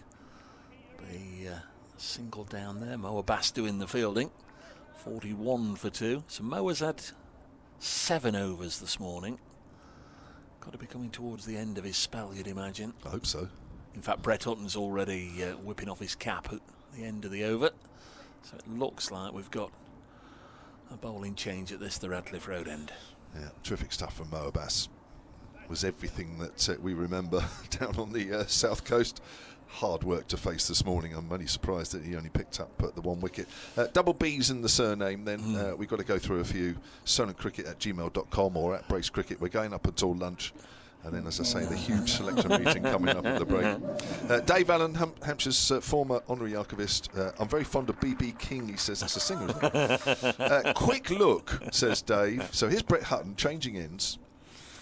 He picked up 1 wicket this morning. Bowls, and it's a bit of a loopy delivery, that full on leg stump. Worked down to fine leg by Prest. He moves on to 6. Right, quick look, but oddly, I think only 6 double B surnames from Hampshire. 3 playing in this game, plus the 3 obscure ones. That's interesting, isn't it? C. McGibbon, who played in 1919 for Hampshire, and A. Webb. We haven't had too many Webbs, have we? 1895 to 1904, and H. Webb in 1954. Thank you very much, Dave. Dave Halliday's got a new name for us. That's another full delivery on the line of middle and leg, and that's turned away behind square on the leg side by Fletcher Middleton. Will come back for 2, just hurrying a little bit to make sure he beats the throw. 44 for 2. Dave Halliday says, hi fellas, how about Neil Aberley? Yeah. From Warwickshire. Yeah, he was second team coach in the 80s, I think, if I remember rightly. Hope you're both well. Yeah, played for Warwickshire, didn't he? Aberley? Yeah, that's right. Oh, of course, it's Dave, the Lancashire media reception man. Dave, how are you? Yeah. Yes. What a man. Top man. Very much so. Always greets everybody when we get up there. This forward is Middleton. That goes up to mid-off. Sadly, actually, I'm coming up to Old Trafford for a women's T20 game shortly. Hopefully Dave is there, but we're not up, of course, for the championship because Lancashire... steady, Kev, well, Lancashire dropped down to Division 2. Yeah. Along with Division 2 Middlesex. Yes. So it's a shame because I always enjoy being up there. Yeah, be up there for the blast, Dave. Look forward to seeing you then. Got another new name here as Hutton comes in. Leg ball, plays and misses. Does Fletcher Middleton. He said Tony Middleton, his dad. Another teammate, former teammate of mine. Arthur May, solentcricket@gmail.com. He says, Harry Hubber of Durham in England Durham and England. Well, that's interesting. It is, isn't it? Because did he play when Durham became a first-class Must have county? been. In the 90s, I think it was. I'll have to look that one Well, up. no, he's not. I think it'd be fairly safe in saying he's not of our generation. No, it's not. Forward is Middleton. That plays out towards extra cover. Harry Hubber, born in the 70s. Durham in England. 70s? Leg break bowler, yeah. 1870s, maybe. Born 3rd of July 1977, according to this. Harry Hubber. Played for the Durham Cricket Board. Durham's second. He didn't play for England. No, he played one match for the Durham Cricket Board, and one match. So I don't know where the England thing came from. He has played for Durham's second 11 a bit as well. That's left alone outside of the off stump. Middleton has 20. Prest has 6. 44 for 2. I don't think he's going to dislodge the likes of Zahir Abbas or Herschel Gibbs. Andrew Wallace says, what about Gubby Allen? Gubby Allen, yes. Oh my word, what a... I'm not so sure about the first name B's here. It's the end of the over, 44 for 2. Are we scrubbing him off? Well, We'll scrub him don't know. off, You're yeah. chief selector, ain't he? Well, I only sat at a traffic light this morning thinking, what can we talk about today? well Dave, little did you know. Graham Rowley. I mentioned Derek Robbins says, continuing the double B theme, the actor and director Tim Robbins apparently played in the last man standing T20 competition for Tintwistle. This is Lyndon James bowling to Tom Prest. Thanks for that, Graham. For who? Tintwistle. Who are they? I don't know. And Steve Williams says, my final selection, Romario Bibby. I've no idea, Steve. Romario Bibby. It could be... he could be the lead singer for our next Eurovision entrant, or he could be the opening bat for... I don't know, the Trinidad Red Stripes. I've no idea. Romario Bibby, but thanks, Steve. Here's Lyndon James. In and bowls, and off an outside edge it finds its way out to cover to Liam Patterson-White. As always, the designated ball polisher. Red smears already down the left-hand side of his flannels. What have you found? Well, his last game that he played... This is who? Which gentleman? Bibby. Romario Bibby. He played for the La Soufriere Hikers against the Botanic Garden Rangers in the Vinci Premier T10 League in Kingstown. James bowls to Tom Prest. And again, it's pushed out to LPW, Liam Patterson-White. What is that all about? Don't know. I've never heard of that. No. Thank you, Steve. Thank you. Time for a cup of tea, mate, I think. You've done well, though. Gabby Allen says, Trevor Lloyd, thank you for that very much, but we are only taking surnames. Well, that's Bobby Parks gone then. Oh, of course. Got to go. Scrubbed. 44 for 2. Lyndon James bowls and strikes him on the pad, and asking umpire at the far end is the former Northants batter Rob White, and says not out. Certainly squared up by that delivery. Tom Prest with his back to us, where we're sort of looking over the top of third slip, a long way away from the action. Seemed like a good shout initially, but the umpire quickly turned it away. Tom Latham, 169 not out now for Warwickshire. They're 427 for 4. As James bowls again to Prest. It's like the old days of Warwickshire, isn't it, when they used to look to bat once, grind out about 600 with Westwood and Porterfield and Bell and Trott and Ambrose and Co. And try and bowl a side out twice. But Latham, 169 not out. I can remember him getting I'm pretty sure he got a 99 not out here in a T20 or a 50 over game in his Durham days. Lovely shot. Might well be a leading contender for shot of the morning. Very elegantly stroked straight down to the ground, down the ground just to the onside of straight by Tom Prest for 4.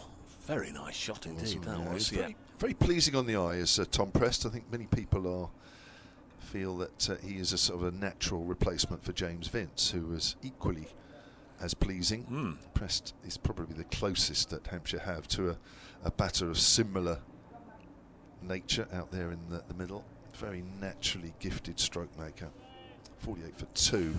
Ian Brandon, thank you to you. We've got Lance Gibbs already. How about Paul Gibb? Yorkshire in England, says Peter John. Cricket at gmail.com. I think he was I think we had him, the 1946 England wicket-keeper, did we have? I've got him, yes. Sorry, yes, you're right, it's on my list. Yeah, thank you, Peter. Here's Brett Hutton, right arm over. Wrapped on the pad, that looks close.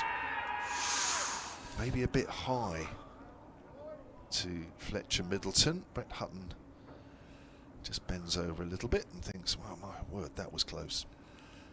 Certainly worth a shout, wasn't it? Yeah, worth a look, another look. Yeah, Middleton's gone down, done some gardening. Get the chance to see a replay of that one. It would be very much appreciated. Those of you watching the live stream, if you're not, there are pictures available, of course. Trent Bridge Live, going to the Notts website, trentbridge.co.uk. Follow the links, you'll be able to watch the pictures. Hutton again with 3 slips, runs away from us and bowls. Fuller delivery, driven through mid-on. 4 more. 2 lovely straight mid-on drives in the last couple of overs. That takes the Hampshire total to 52 for 2. Yeah, one at each end. There was a lovely shot to conclude the last over from Prest, then the LBW shout, and then an equally eye-catching straight drive from Fletcher Middleton. Yeah, very similar as yesterday. A half volley is, whilst it's important the bowlers pitch the ball up here, half volleys are able to be put away with the pace of the wicket. Dave's seen something. That's worked through mid-wicket by Middleton. Oh, Prest just takes his time to get going there. I don't think he was sure there was a single. 53 for 2. Steve Crawley, Russell Hobbs. He couldn't play cricket, but he could make the tea. Boom, boom. 12th man. There we are. We've got a 12th man. Oh dear. Russell Hobbs in the kettle. That's brilliant. Yeah, no, I like that. Yeah, no, we got it. Oh, you got it. Good. Yeah, we got Good. it. Yeah, we got it. I don't like having to explain them, but I like that. Steve, you won that one. Other makes of kettles available. That's flicked away down to find that is beginning to look even more parched than it did yesterday morning. 57 for 2, our Hampshire. Vernon Needham, thank you to you. Jake Libby, yes, we've got him in the squad. Ian Warrington's here today. Made it up from Hunstanton to watch today. Just got into the ground, 2 minutes to spare. Seems to be less bounce and carry today. Joe Clark taking several around his ankles. It's Verena who's keeping wicket, Ian, but thank you very much. Says, will Tom be impressed with his performance today? Well, we'll have to see. Tom Preston, you'll have heard that one before, won't you? He's 14 not out. Yeah. I was impressed with that straight drive from Tom Prest anyway. Here's Hutton, bowls. And Prest is beaten outside the off stump. That's bounced and that's nipped away. Taken by Verena about chest height. Steve Jenkins, silentcricket at gmail.com, says Paul Anthony Gibb as a wicket keeper. Yeah. He was an English cricketer who played in 8 tests for England between 1938 and 1946. Yeah, you've got him, Paul Gibb. Yeah, have we got him already? Yeah, oh, yes, we have. Yeah, sorry, we've got such a long list. Yeah, thank you. Yeah. I'm sorry, this is all Nick Gubbins' fault. Yeah, it's all Dave's fault. Blame Dave, as well as Nick Gubbins. That's worked to mid-wicket. Single for Press takes him on to 15. 58 for 2. Trevor Lloyd, Bobby Parks. We're not having Bobby because it's the first name. He's in Wiltshire. It's ironic that, you know, I was thinking, what's going to happen today? Oh, Nick Gubbins is going to get a big score, guaranteed. Gubbins can't be double B. There can't be too many double Bs. That's my thought process at the traffic lights this morning. I mean, just saw the LBW shout there and I missed it. Yeah, I missed it. Apologies. I'm too busy looking at all these emails that are stacking up. Yeah, genuinely appreciate them, folks. It's great fun. There's Lyndon James from the pavilion end, the broad end. This is eased into the offside. MJ Garland, Raman Subba-Row, 13 England caps, 46.85 test batting average, still holds the record for Northants 65 years later. Raman Subba-Row. Got him down. He was a selector, wasn't he? Yes, he was, yeah. So I don't think I can remember him playing, but I can remember obviously the name and him being an England selector, I'm sure. I think it was in the days of the old TCCB, wasn't it? As Lyndon James bowls turned on the leg side, getting a ticking off from producer Kirsty for us asking for a replay of that LBW shout. Single taken, 59 for 2, and then neither of us watching the replay. So sorry, producer Kirsty. Hey ho. It's not for our benefit anyway, really, is it? Well, I guess it is, but it's for everybody's benefit. If it's a talking point, we all want to see it again, don't we? 59 for 2 in the 21st over on a lovely morning. Mark Stoneman out for 14. Nick Gubbins didn't score. Lyndon James, as the third seamer for Nottinghamshire, bowls a wide-ish delivery, and that's a good diving take from Kyle Verena. It remains 59 for 2. Lunch at 1 o'clock as always, and tea will be when 32 overs remain in the day. I just wondered this afternoon if we have a little bit of prolonged double spin with Farhan Ahmed and Liam Patterson-White, we might rattle through the overs later on in the day.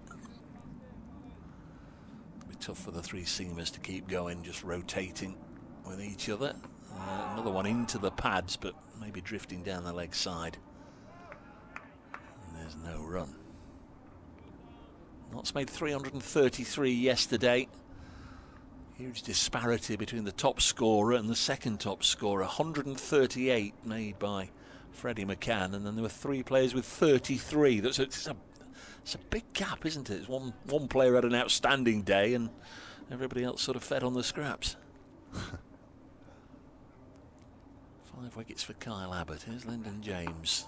Bowls, and this is just turned away by Fletcher Middleton, playing very sensibly. Gets a single. He had to weather the storm a little bit with Mohammed Abbas and Brett Hutton bowling very accurately in the opening half an hour, but he's nicely settled now on 26. There's power to add. 60 for 2. Sort of won the battle with Ali Orr, hasn't he, for the starting berth this year alongside Mark Stoneman. As James is in, turned away by Prest on the leg side for a single. Nigel King sent a replay. Says does seem, Dave, as if Pratt was a little bit unlucky. Looks very close, he says, and not great radio, I know, but he sent the still in. I'll just retweet that at Praise Cricket. But without actually difficult, isn't it? You can only say on what you can see, and in terms of LBW shouts, we're not in a great position here, but I wouldn't swap this view for too many in the land. Like being at the utility bowl, because we're out in the fresh air. Well, it can be chilly on occasions down at your place, can't it? Quite a few occasions. Brett Hutton runs away from us. I'm just doing this over, and then Kevin Howes is coming in. Forward is Prest. 61 for 2. Just got to get through a quick couple of emails. Good point here made by Brian Budd, sunandcricket@gmail.com. He says Hants drop 2 and Notts get to 62 before losing their first wicket. Notts hold 2 and Hants are 31 for 2. Good point. It means the middle order is exposed while the ball is still new. It may turn out that the match was won and lost in the early overs of the first session on day 1. Yeah, well, who knows? We're going to find out. On the other hand, this is a great cricket wicket compared with the bland utility wicket. It was very bland against Durham last week. Nice shot off the back foot by Prest. Eases it into the gap square on the offside. 62 for 2. And maybe we will get the definitive fight back and ebb and flow.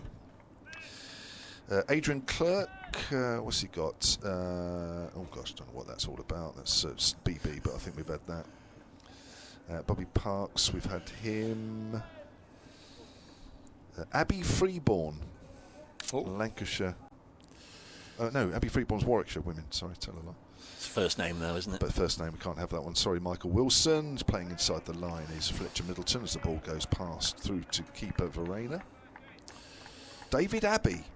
Oh, and he says he knows nothing about him. Now, if it's the David Abbey I'm thinking of, he played for Sawbridgeworth in Hertfordshire.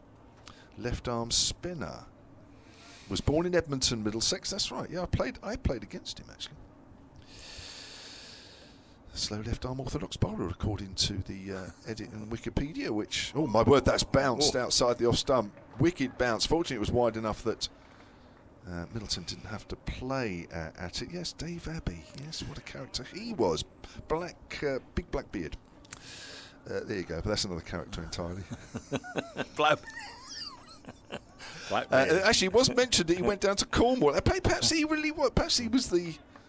He currently resides in St Miriam near Padstow in Cornwall. Perhaps he's got two. What's the word? Two personalities. There you go. That was the word. Hutton bowls, and that's a player miss outside the off stump. I think this is going to go on for quite a while, isn't it? It's Rick Stein country, isn't it? Padstow. Yeah, yes, it is. Yeah. A couple more wickets have gone down in Division 1 quickly. Essex are 70 for 6 now in response to Yorkshire's 2-1-6, and Worcestershire 52 for 3 down at Hove, where Sussex made 2-8-4. No wickets yet for James Hayes, who finished 33 not out with the bat yesterday, the Notts loanee. Mark B. Croft Stretton has emailed. Now, he was the one that emailed yesterday that said the entertainment value was average. And who can argue with him? Well, that's right.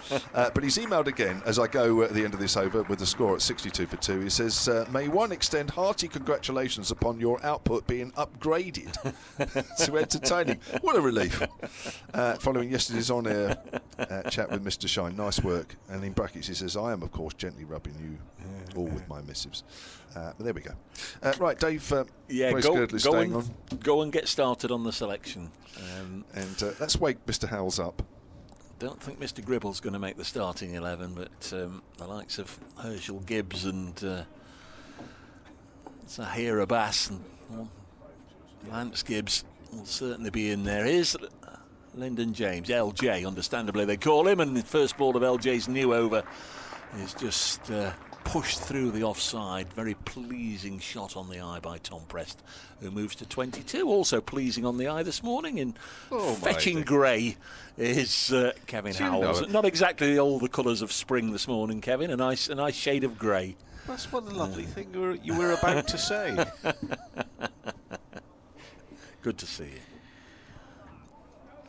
Well, I'm looking forward to these next 10-15 overs. They could tell us a lot. I mean, quite right, that email about maybe yesterday's session will be decisive. But Lyndon James bowls again down the leg side this time. It might be pad. I think umpire White is getting into a position to signal that it was a leg side leg by. He is 67 for 2.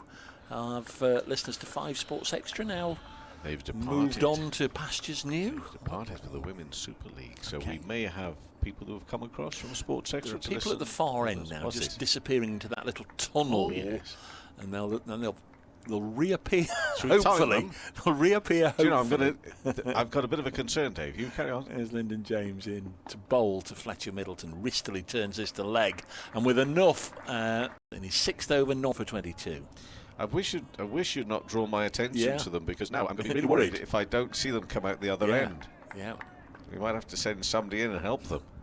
Stuck in the tunnel. We should have a steward there in the middle of that little tunnel at the far end with a drinks dispenser, just in case anybody can't complete the journey in one go. 71 for 2. James in once more. Fletcher Middleton drops this on the leg side. Hopefully we can get a... There they are. There we are. Hopefully we can get a camera shot of that little tunnel at the far end, the pavilion end. I know what they're going to do. They're going to go out and they're going to get a bite to eat, get a sandwich or two from that shop across the road. That's what they're going to do. You think? Yeah. 71 for 2. They look to me an organised couple. They'll have brought a sandwich with them. You would, wouldn't you? You'd pack for the day. Today, 71 for 2. You don't want to be nipping across the road when the cricket's as good as this. Lyndon James bowls. Oh, that's gone straight up in the air. And Verena will take the simplest of catches. And Lyndon James gets a wicket. Middleton has gone. One presumes that would have shot up off a length. And it flew up off the shoulder of the bat, straight up in the air. And as I say, the simplest catch that Verena will ever take. Got to feel a little bit for Fletcher Middleton. And Lyndon James didn't seem to want to know how to celebrate that wicket. 71 for 3, out of the blue. And Middleton's gone for 30. Can consider himself maybe a little bit unlucky. I don't necessarily think it was the ball of the century, but it misbehaved like it was. I'd like to see exactly what it did do, because he certainly mistimed it. We've got it now. Well, I'm not too sure. I'm not too sure actually he was there. He was looking for the pull shot. I'm not too sure if it was the right selection of shot, and he's got the timing all wrong, I think. Didn't look as if he wanted to celebrate, did he, Lyndon James? But it is a wicket, it is a bowling point for Notts. The first of the 3 they'll be hoping to get comes up in the 23rd over, 71 for 3. So again, it's maybe fractionally short of a length. And Fletcher Middleton got into a position where he was looking to pull it, and then it just seemed to get big on him and flew straight up in the air off the shoulder of the bat. Middleton out, having spent just over an hour and a half at the crease, faced 63 balls and 4 fours. And Notts have got 1, 2 and 3 on the scorecard already out. Here's Ben Brown, the skipper. He's got a lot on his plate, actually. He's the captain. He's a formidable top order player, and also had to throw himself around an awful lot yesterday. Well, I was going to say they've had sore hands, but keepers get used to it, don't they? The ball just thudding into the hands all day, every day. But he's on his way out to join Tom Prest with the visitors 71 for 3.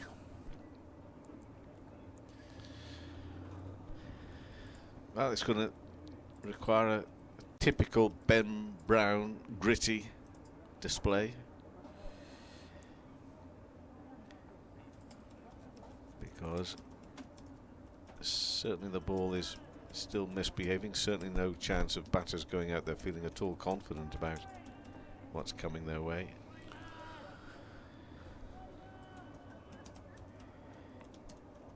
Yeah, whether it was the bounce that did him, or whether he just didn't get the timing right. Maybe that wasn't the shot for that delivery. Either way, exact. There's James then. Ben Brown to face his first delivery.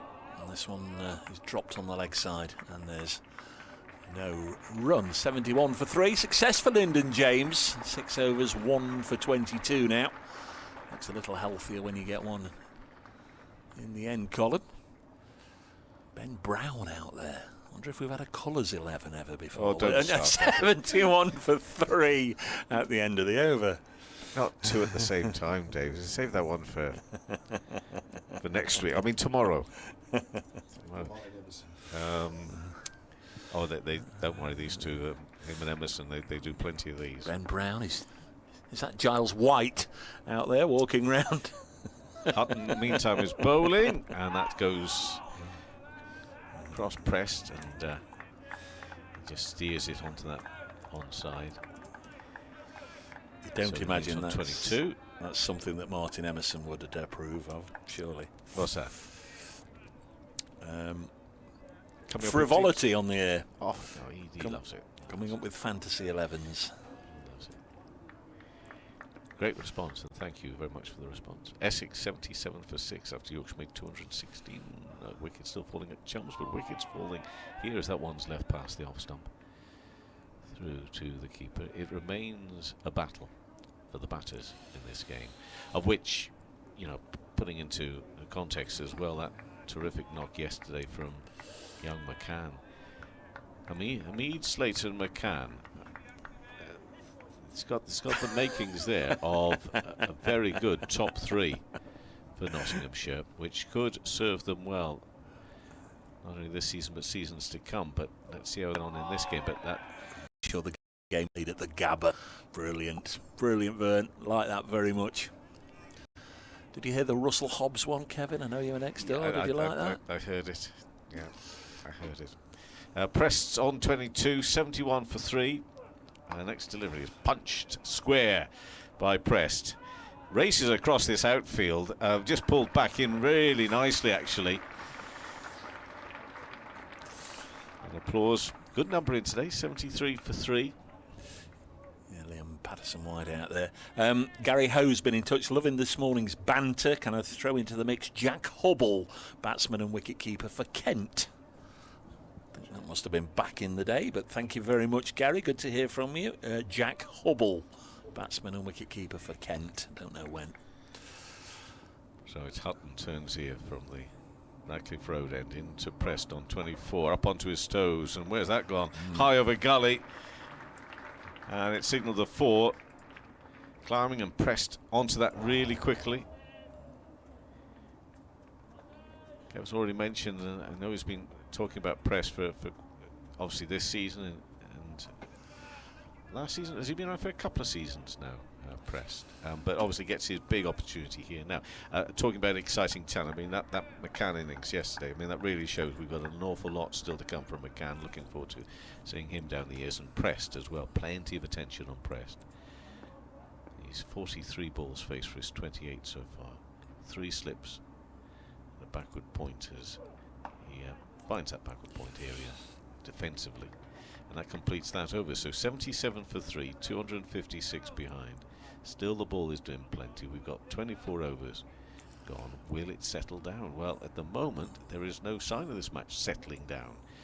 Hampshire have a fight. They're 256 behind first innings. Brown's only faced 1 ball for his naught. Pressed on that 28. And Hutton now has bowled 10 overs. He's swapped ends, bowled both ends. 1 maiden, 1 for 40. Yes, you mentioned Freddy McCann there. Remiss of me not to mention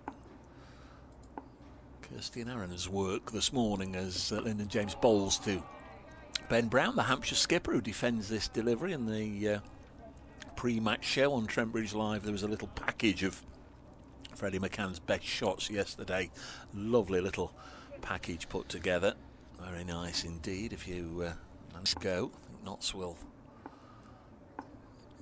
quietly satisfied. They picked up 3 important wickets this morning, but you get greedy, don't you, as Brown pushes it into the offside. Hampshire took 4 Notts wickets before lunch yesterday. They had to wait until the clock had ticked past 20 past 12 before starting to make inroads yesterday. If Notts can finish this session with another scalp or 2, they'll really feel they're in the box seat. So he makes his debut in 21. Pressed, and yet he's only 22 years of age now. Lyndon James bowls, beats Ben Brown, goes through to the keeper. I have a funny feeling in one of the T20 quarter-finals that we've played here against Hampshire, he sort of held the innings together with a decent contribution. I think that was the first time I saw him. His scores this season, he's got 1 half century against Yorkshire, 57. But it looks to me as if his season so far is he's got going, and then I hate that expression sometimes, got himself out, because I haven't seen the dismissals. However, what I would say is he's got going. So was he now on 28? Yeah. Lyndon James bowls now to Ben Brown. He defends back to the bowler. Wicket at Edgbaston, big one. Tom Latham out for 184. Tom Laws has got him caught behind by Ben Folkes. Warwickshire 450 for 5. Against the defending champions. I'm still revisiting my bit of a grumble about those batting bonus points, in the sense that I suppose that you've got to give Surrey a little bit of credit on what over there in Birmingham as a batting strip. Come back to that in just a second. To bowl to Brown, pushes it into the offside, no run. Keeps the bowling team interested, even on a flat pitch, to try and keep it tight, because by doing so, though Warwickshire have got a lot of runs there, the Surrey bowlers have prevented Surrey from getting maximum batting points by continuing to work hard and making it difficult to score those runs. I just feel as though 450 is just too many in 110 overs, really. But credit to Surrey, I guess. James, fair head, tall young man, bowls to Ben Brown, pressing forward and still unable to get off the mark. It's pushed into the offside. 77 for 3. And yes, Notts versus Hampshire 2021 quarter-final. Yeah, I think that was the first time I saw Tom Prest here. That was the low-scoring game where Hampshire made 125, and it was Tom Prest who top scored with 44. Dane Patterson eventually got him out, and Notts couldn't chase down 125. It's Brad Wheel with the match clinching wicket. We've got spin, Kev. We've got some twirly-whirly stuff, and Notts have gone left arm rather than right arm. Liam Patterson-White ahead of Farhan Ahmed, LPW, to shorten his name, as we usually do. Comes into the attack from this end, so a bit of spin for you. Thank you, Dave. Very kind. So Liam Dawson bowled quite some overs, of course, in the first innings of the match. Nottinghamshire 333. Patterson White round the wicket, sits up, ooh, taken by the keeper and leaning back, looking to cut that press. Very close to getting an edge, very close indeed. So game on again here between the spin of Patterson White and the bat of young Prest. He's on 28. Bowler in again, full into the pads, surely drifting down, but lots of noise, lots of action, lots of attention, eyes on this one. The introduction of Patterson White. Pressure upon Hampshire here. They trail still by 256 runs. They lost 3 wickets in their first innings. Patterson White in again, fires that one in, goes back to this one. Oohs and ahs, we're going to get that all over. And maybe more. Good contest. It has been a good contest. Enjoyed yesterday, and I think we're in for another cracker here today. Round the wicket he comes again. Patterson White leans back, tries to carve it away. He'll get it away, square actually, for a single. No chance of him finding that bigger gap there, and I think a little relief probably for Prest actually to get off strike. He's moved to 29, takes Hampshire to 78 for 3. Trail by 255. Yeah, this, by the way, Liam Patterson White's 50th first-class match, 117 wickets at an average of 34 apiece. He comes in again, and that one about leg stump. And a sharp piece of fielding. Good stop, so Brown is still yet to get off the mark. He's faced 8 balls for his nought. That's Hamid doing the fielding there, the captain on that leg side. Should be the last ball of the over. Patterson White bowls, fires the one a little quicker. And again, Brown looks to try and get through for a single, but nothing doing. Hamid is so quick and fast there in the field. 78 for 3, trail by 255 runs. Looking forward to that battle recommencing. Good cricket, and we've got another 20-odd minutes before lunch. Plenty to look forward to. Glorious day again, and the weather is set fair for the game. Well, actually, I haven't looked at Monday. Yes, but we may not need to look at Monday, who knows. Oh, I think we'll be here on Monday, Kev. Still going to be Lyndon James to continue. Nigel King says justice for LJ for getting Fletcher Middleton out. He felt the LBW shout there the previous over. Should have seen the end of him. Here's James in to Tom Prest. Got into a really awkward position there. It looked as if he was just trying to move across his stumps to angle this down the leg side, but the ball just hurried onto him and he was all skew-whiff and almost off balance as he played it and pushed it back to the bowler. So evidence here of the batter struggling to get the pace, is it then, of the pitch? Seems to be, doesn't it? Mixing it up nicely, Lyndon James. He's got 2 out on the fence on the leg side, Ben Slater and Mohammed Abbas. As James in once more, and this is pushed with rather more conviction up to mid-off to Brett Hutton. I agree with you, there was more conviction. I'm not so sure it was total conviction again though, Dave. Hutton, James and Abbas, the 3 wicket takers this morning. 78 for 3. BBC Radio Nottingham, Solent Sport, we're on your smart speaker, and also the pictures on Trent Bridge Live as Lyndon James bowls once more, and this time there will be at least a couple of runs for Han Ahmed, having to scamper after it, and a sliding stop at backward point. And there's 2 more to the total. Hampshire up to 80. They began the morning 2 without loss. Lost Mark Stoneman, caught and bowled Brett Hutton for 14. Nick Gubbins, a 13-ball duck for him, caught in the slip cordon to give Mohammed Abbas his first Nottinghamshire wicket, and then Fletcher Middleton, one which went right up the chimney, got into a position initially looking to pull it, and it just took off from the shoulder of the bat straight up in the air, and a simple catch when it came down in the gloves of Verena. Another drop on the leg side. I wonder if there was a shout of no ball there. Single's been taken. Let's have a look. Yes, a no ball. Lyndon James overstepping, so runs added to the total there. 134 not out. Wicket not fallen there at Canterbury this morning. Looks as if Kent were going to go to well, they got off to a really strong start in the competition, but Glamorgan, bottom of the table still at the moment. James to Ben Brown down the leg side. Well taken again by Verena.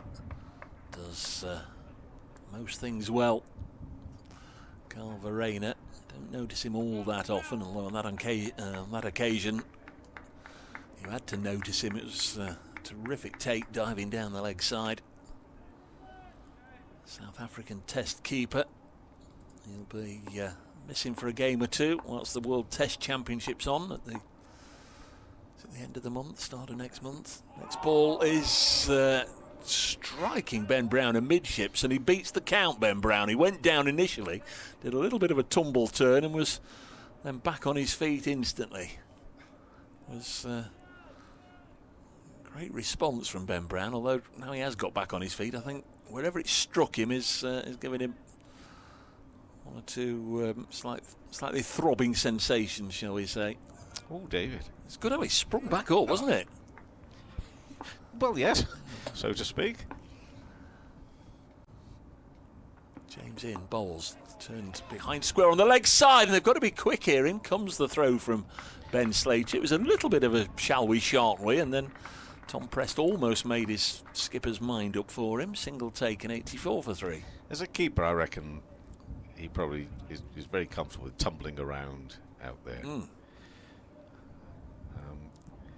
He is having a look to see where it is, and it wasn't bullseye. It was around that area, and he's walking with a slightly wider gait than normal.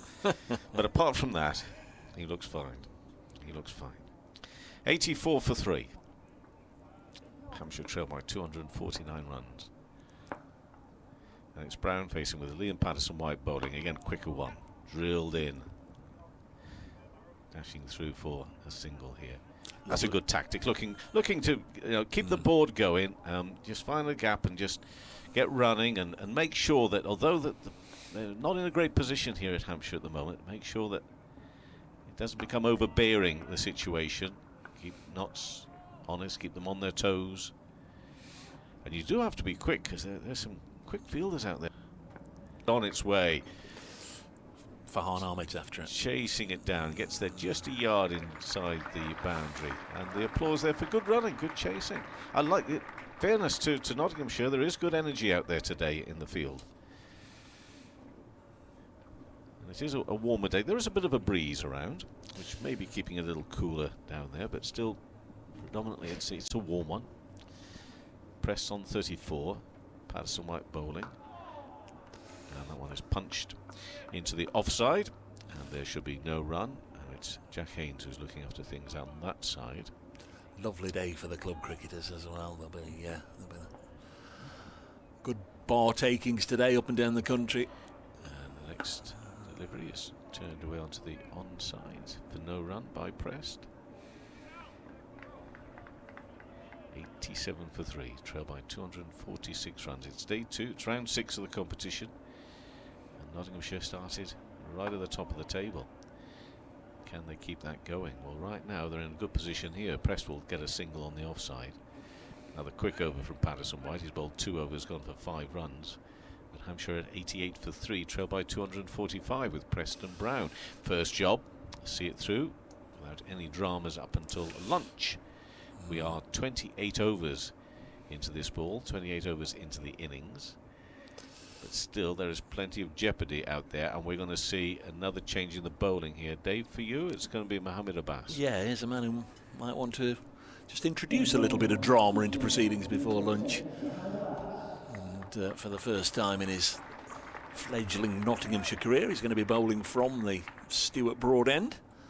His earlier blast and also his solitary over last night were from the Radcliffe Road end. Now he's just peeling off his sweater, handing it to umpire Robbie White. And he'll be bowling to Tom Prest at about, well, digital numbers on the scoreboard say 12:46, so there's enough time here for Notts just to emulate what Hampshire did yesterday morning and get 4 wickets before lunch. 3-man slip cordon. Joe Clark, quiet morning for Joe. First time I mentioned him, I think. He's at first slip as Abbas comes in and bowls and this is punched away. Well, a loosener from Mo Abbas from the far end. And it's cut away for 4 runs. Lovely looking shot by Tom Prest, who's on to 39. And again, to just repeat the earlier pun from one of our correspondents. starting to be very impressed with young Tom. 92 for 3. Just to complete the slip cord, and Joe Clark at first, Freddy McCann at second, and Jack Haynes is in at third. Century for Marcus Harris of Lancashire. I think we've also lost another wicket in Luke Wells. I'll take that score in a moment. So words between bowler Abbas and captain Hamid, just to try and plug that gap, and Farhan Ahmed is now at backward point but out close to the fence. Try and cut off that boundary, and this is down the leg side and tickled away, and back-to-back boundaries from Mohamed Abbas. He overcompensated. First ball just a little too much width outside the off stump, and this one just drifted down the leg side, and Tom Press picks him off for 8 in 2 balls, 96 for 3. Not worked yet. Early stages of this change, but not worked as yet. So Harris for Lancashire not out 105. Balderson is going to have to join him following the loss of Wells for 13, caught by Zabe off the bowling of Sales.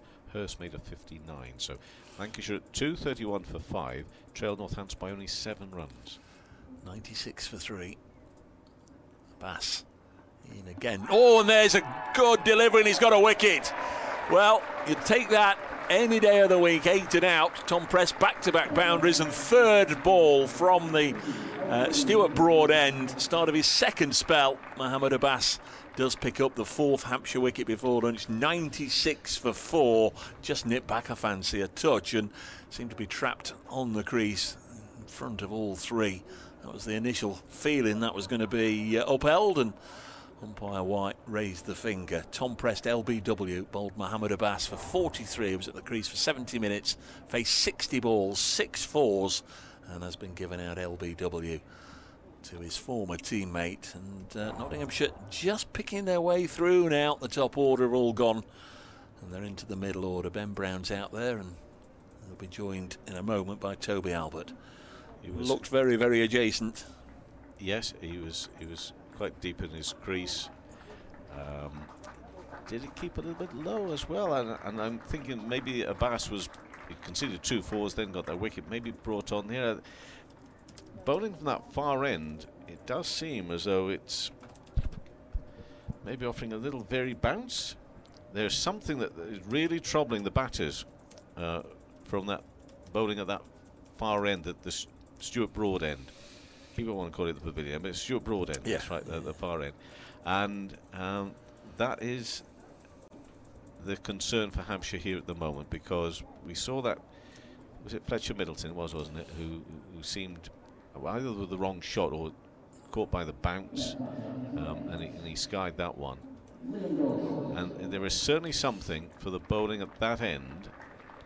He hit a certain spot, and the ball is, and I think it might be the height. I think it might be the bounce. I went early on Toby Albert. In fact, it's Liam Dawson who's the man for a battle. He's come out at number 6 in the order. 10 minutes or so to go before lunch. This is the real engine room of the Hampshire batting lineup. 5 and 6, Ben Brown and Liam Dawson. They've both been round the block a few times, and this pair, don't be surprised if they combine now either side of lunch to frustrate Notts. This could be interesting little tussle as Abbas, 4th ball of the over, comes in. Dawson advances down the track, pushes it into the covers. And does that tell you that by the fact that Dawson came down to it as well? That said, I mean, even on the length of that delivery, he got it wrong as well, didn't he? Pressed because he's deep to it, but I mean, it did keep low on him, I felt. And as I say, that the use of the feet there from Dawson, I just wonder whether that gives us an inkling as well, as it's that the bounce. Thought it was just a little bit fuller from Mo Abbas. If Prest had got a stride in there, I think he'd have been all right. And comes Abbas again, Liam Dawson. Doesn't get quite as far forward this time, but gets solidly behind it, eases it out to LPW in the covers. It's a good. I mean, it's a good ball. It's a very good ball. Shapes back in at him, but 4 down, still trailed by 237 runs. You were saying, was it 4 yesterday? Eventually, we got to 4 before lunch. Hampshire in a similar situation here, so will it change in the afternoon? They've been spread out over this 2 hours, haven't they? They all came in a bit of a cluster yesterday before lunch as Abbas bowls and Dawson again solidly defends. So it was an over that began in all swiftly negotiated by Liam Dawson. 96 for 4, Mohamed Abbas 9 overs, 2 maidens, 2 for 18, 8 of them coming in that over. And what's important and really useful for the Notts captain here is he's got Patterson White at this end now, who can keep it really tight here as well and cause a few problems. So what are we at now? We're going to get Abbas and Patterson White up to lunch, and real problems for Hampshire. And again, it's the use of the feet from Brown to smother that one into the offside. He's only on 2. He's faced 14 balls for his 2, the Hampshire captain. Patterson White bowling his 3rd over. Comes around the wicket, got 1 slip and goes back again. Defended by Brown from deep in his crease. So we were wondering if things were going to play a little bit differently with the roller and with all the sun on it. Well, I'm not too sure if it has or not here. This one sits up, cut away nicely, but not past the fielder square on the offside. It'll just be a single for Brown. He moves to 3, 97 for 4. Certainly the colour has changed of the surface out there. I mean, you can still see a tinge of green, but very much it's changed its colour.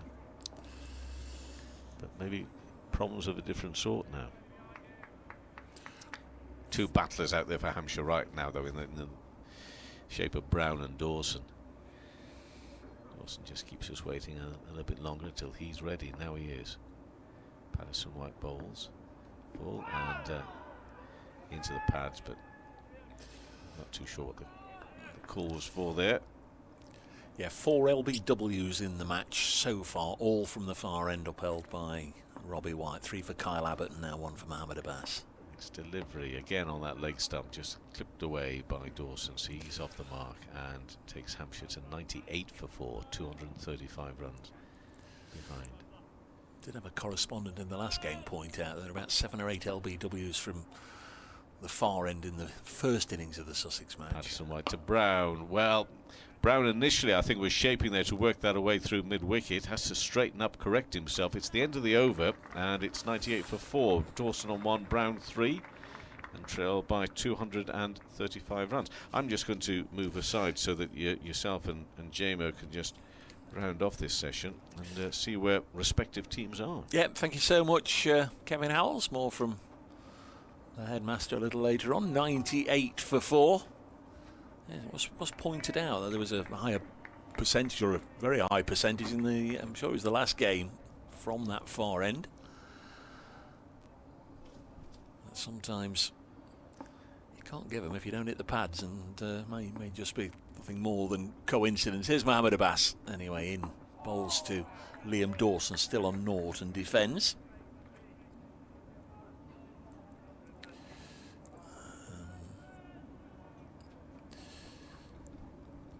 David Fenwick, I think, is wishing this game had been televised by the BBC. Is that what your point is, David? I'm not sure. Would this game you've been getting names for all morning be televised by the BBC? I'm not sure, David. 98 for 4. Oh, the BB. Oh, got you. Yep, this is pushed into the. Well, I didn't get you, Kevin. Kevin Howells got it. Thank you, David. Yeah, the BBC. Very good. Thank you, David. You've got to remember that I'm a bit slow on the uptake, unless things are absolutely spelled out for me, crystal clear. Paul Harmsworth says another double letter is Richard Ellison, who was born in Wilesborough. Thank you, Paul. Yeah, Ellison. We'll go on to L's another day, Paul, but we're just coming to the end of the B's. I think we've probably exhausted that supply now. Dear old Richard Ellison. This is again a nip backer from Mohamed Abbas, maybe doing too much. Liam Dawson deep in his crease, did well to keep it out though. 98 for 4. Welcome back, JMO. Thank you very much. Yes, well, Mo Abbas, 2 out of the 4 wickets against his former teammates, nipping the ball around, a bit of bounce, Just probably just the sort of wicket you didn't really want to face him on, really. Well, he was always going to get a hefty workload in this game, wasn't he, with not just going in with the three seamers. So you'd imagine Hampshire haven't seen the end of him yet by a long stretch. And he comes once more. Dawson gets well forward and is in a good position just to angle this down to Lyndon James at long leg for a single. So Dawson off the mark. In fact, no, that's his second run, I beg your pardon. Dawson on to 2, Brown has 3, 99 for 4. Hampshire began the morning 2 without loss. They've lost Stoneman for 14, Gubbins without scoring, Middleton for 30, and Tom, the top Freddy McCann gone on beyond that. Hampshire do need to have a solid contribution from their middle and lower order.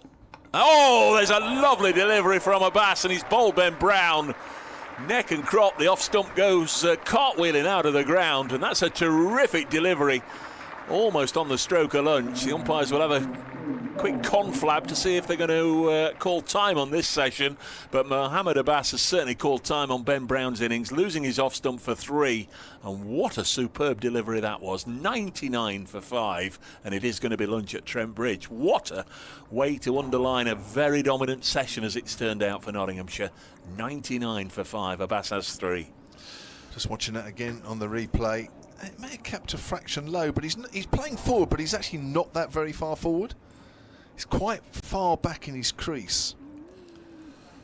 But Abbas, 3 for 19 in his 10th over, coming back to haunt his former teammates. That was a special way to end the session, wasn't it? So 3 to Mohammed Abbas. Brett Hutton with the first wicket, that of Mark Stoneman. Fletcher Middleton fell to Lyndon James, but Abbas 1 wicket from this end, the Radcliffe Road end, and then when he switched an over and a bit ago, he was hit away for a couple of 4s, and then he's picked up 2 wickets since. Tremendous morning for him, and Nottinghamshire in a good position after 4 sessions of this Division 1 game. Hampshire 99 for 5. Replying to Nottinghamshire's 333. Thanks for all the fun this morning. Thanks for being there. Thanks for everybody that's taken the trouble to either watch or listen or get in touch and correspond. We'll be back with hopefully more really interesting cricket to bring you, and a little bit more chat when the players return in 40 minutes. But from the two Kevs and myself, Dave, we bid you a happy lunch time from Trent Bridge. A reminder, if you're listening in the ground, if you can, pop along to the first floor of the Radcliffe Road stand where there's the World War II and the VE Day chat going on, a presentation there by the Notts Heritage team. But from us all, enjoy your lunch. We'll speak to you in 40 minutes time.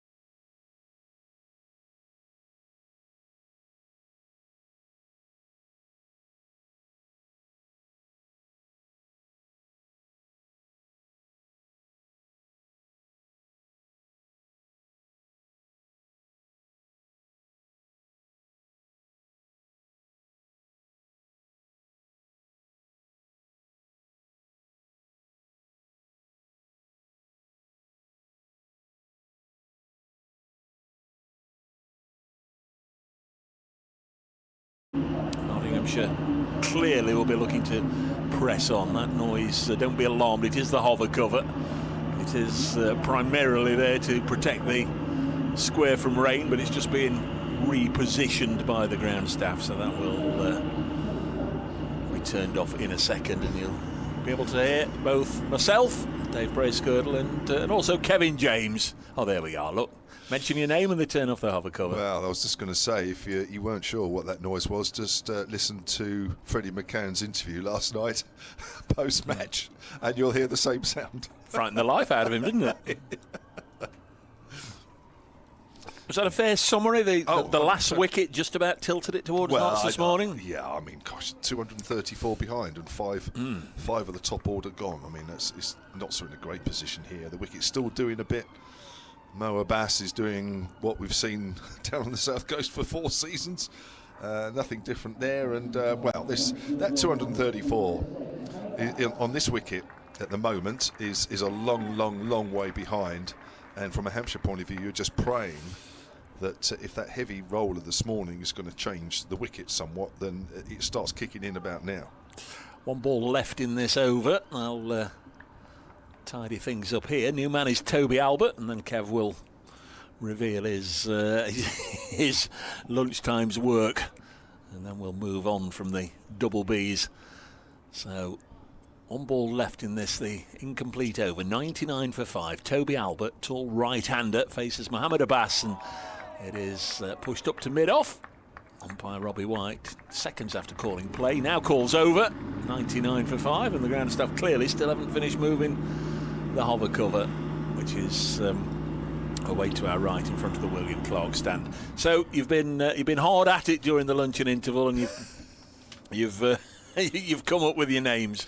Well, it's a joint effort, Dave, Yeah. isn't it? I mean, we didn't spend too long on it, as we promised. So Dave's idea was, the background was, Dave. Yes, just driving him this morning, stuck at traffic lights on the way in, just wondering what the day would have in store. I was expecting Nick Gubbins to go on and get a big score, and then Gubbins, double B, Gubbins. Couldn't think of too many names. Nothing sprung to mind. Anybody with the surname with 2 B's in it. And lo and behold, there's rather more cricketers with 2 B's. Brett Hutton, who has not got 2 B's, but 2 T's, and that's pushed out to extra cover by Liam Dawson. And there is no runs. So we put the thing out there, if you can think of any cricketers, past or present, that we can pop in an all-star, all B's 11, come up with the names, and we were literally avalanched with them, weren't we? We were, and apologies to those that we didn't read out, because there was literally, I wouldn't say dozens, but we're getting up towards that didn't even get mentioned. A lot of them were the same, so if we didn't mention your name, apologies leading up to lunch, but there literally was a fantastic response. Here's Hutton, one's away from us. Forward is Dawson, and that's gone out into the covers. So, right, this is the 11. We, as I say, we spent ages over lunchtime. Literally, every stone was left unturned as we put this together. Right, so here we go. In batting order, Herschel Gibbs, Africa. Jack, as Hutton comes in. Had to be Gubbins, really, because that was the original thought, wasn't it? Yeah. That's gone out into the covers. Tristan Stubbs, the South African. Jake Libby, who's got a local flavour here, or did have. Paul Gibb is our wicket keeper, played 8 tests between 1938 and 1946. Ben Gibbon, who played 19 first-class matches for Worcester. He's our left-arm fast-medium bowler. That wasn't so long ago he played. No, he's still playing. He's playing in the current match. In fact, he opened the batting. Oh, right, okay. Well, there we are, as a current player as well. As Hutton comes in, 3 more. Forward is Dawson, that just squeezes past the leg stump. Kyle Abbott, Lance Gibbs, great West Indian off-spinner, and Mo Abbas. So that's our 11. Now, Dave, the ground, which was a great suggestion. So this 11 is playing on which ground? The Gabba. Yeah, in Australia. Brilliant. And the game will be let's put the opponents. The opponents are... I can't remember. Oh, Derek Robbins' 11. Who used to play against all the touring teams when they came across. So it's the double B 11. as Dawson turns that away to square leg with a field of no run. So the double B11 against the Derek Robbins 11 at the Gabba. There's 2 Bs in Robbins, so that's why we came up with that. That's right. The game's going to be broadcast by the BBC, correct? Obviously. The tea is going to be provided by Russell Hobbs. There we go. And if you don't agree with any of the selections, we've got a former TCCB selector in Roman Subba-Row. There we go. Can you get any more than that? Surely not. So that's pushed forward by Dawson. End of Hutton's first over after lunch. 99 for 5. Hampshire, which was exactly the score they had at the break. An award-winning over of commentary. 99 for 5. Oh, and some music to go with it. And some music to go with it. 99 for 5 is the score. Toby Albert then is not out. Faced just that one delivery. Liam Dawson is 2 not out. This morning 3 wickets for Mohammed Abbas. 1 for Brett Hutton, 1 for Lyndon James. 3 Nottinghamshire seamers, all involved as you'd expect. Liam Patterson-White had a few overs. Not seen anything yet of Farhan Ahmed. Abbas with 3 of the 5 wickets to fall. He'll be bowling to Albert. Comes in now and bowls, and this is steered out onto the offside, and just for a moment there was a little hesitation between the two of them. Dawson came down backing up as you'd expect. Albert went a stride or 2 forward before being sent back. Yeah, still early days for Toby Albert, 23 years of age, playing just his 18th first-class match. He did start the year at 4. I think they feel that Ben Brown's been in good form, so they pushed him up the order, and Toby Albert's just dropped down again. Top score 78 not out in the second innings. Abbas bowls to him. Good players have coming in at 7. This one just climbs over the top of middle and goes through to Verena. Yeah, top score 78 not out in the second game of the season. That drawn game up at Surrey, which was a great fight back for Hampshire in the second half of that match. So still to come, James Fuller, Kyle Abbott, Brad Wheel and Sonny Baker. In the 33rd over of the innings. And this is Abbas's 11th. Runs in now. Bowls whippy delivery, and it's caught by Freddy McCann at second slip, low down. And it's another duck on the card. This time Toby Albert just pushing at Mo Abbas, who's now got 4. And Hampshire 99 for 6. They've not added to their lunchtime score, but they have lost another wicket as Notts pick up their 4th bonus point of the match. Hampshire 99 for 6. And that was a little bit of a tame departure for young Toby there. Just pushed at it and was nicely snapped up by Freddy McCann, low down at second. Oh, Mo Bass again. Well, for me, that's the 3rd catch in the slips. James and McCann. Yeah, Verena caught behind. Verena caught one of them. But, you know, 2 slip catches have gone into that area and both have been taken. It makes such a difference.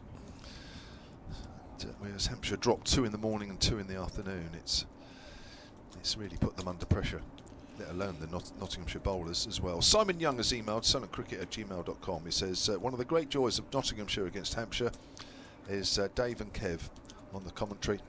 Think that you should do a regular podcast talking all things cricket, especially heritage, history and histrionics. Look forward to listening to it when it drops on BBC Sounds. Great listening in the sunshine, says Simon.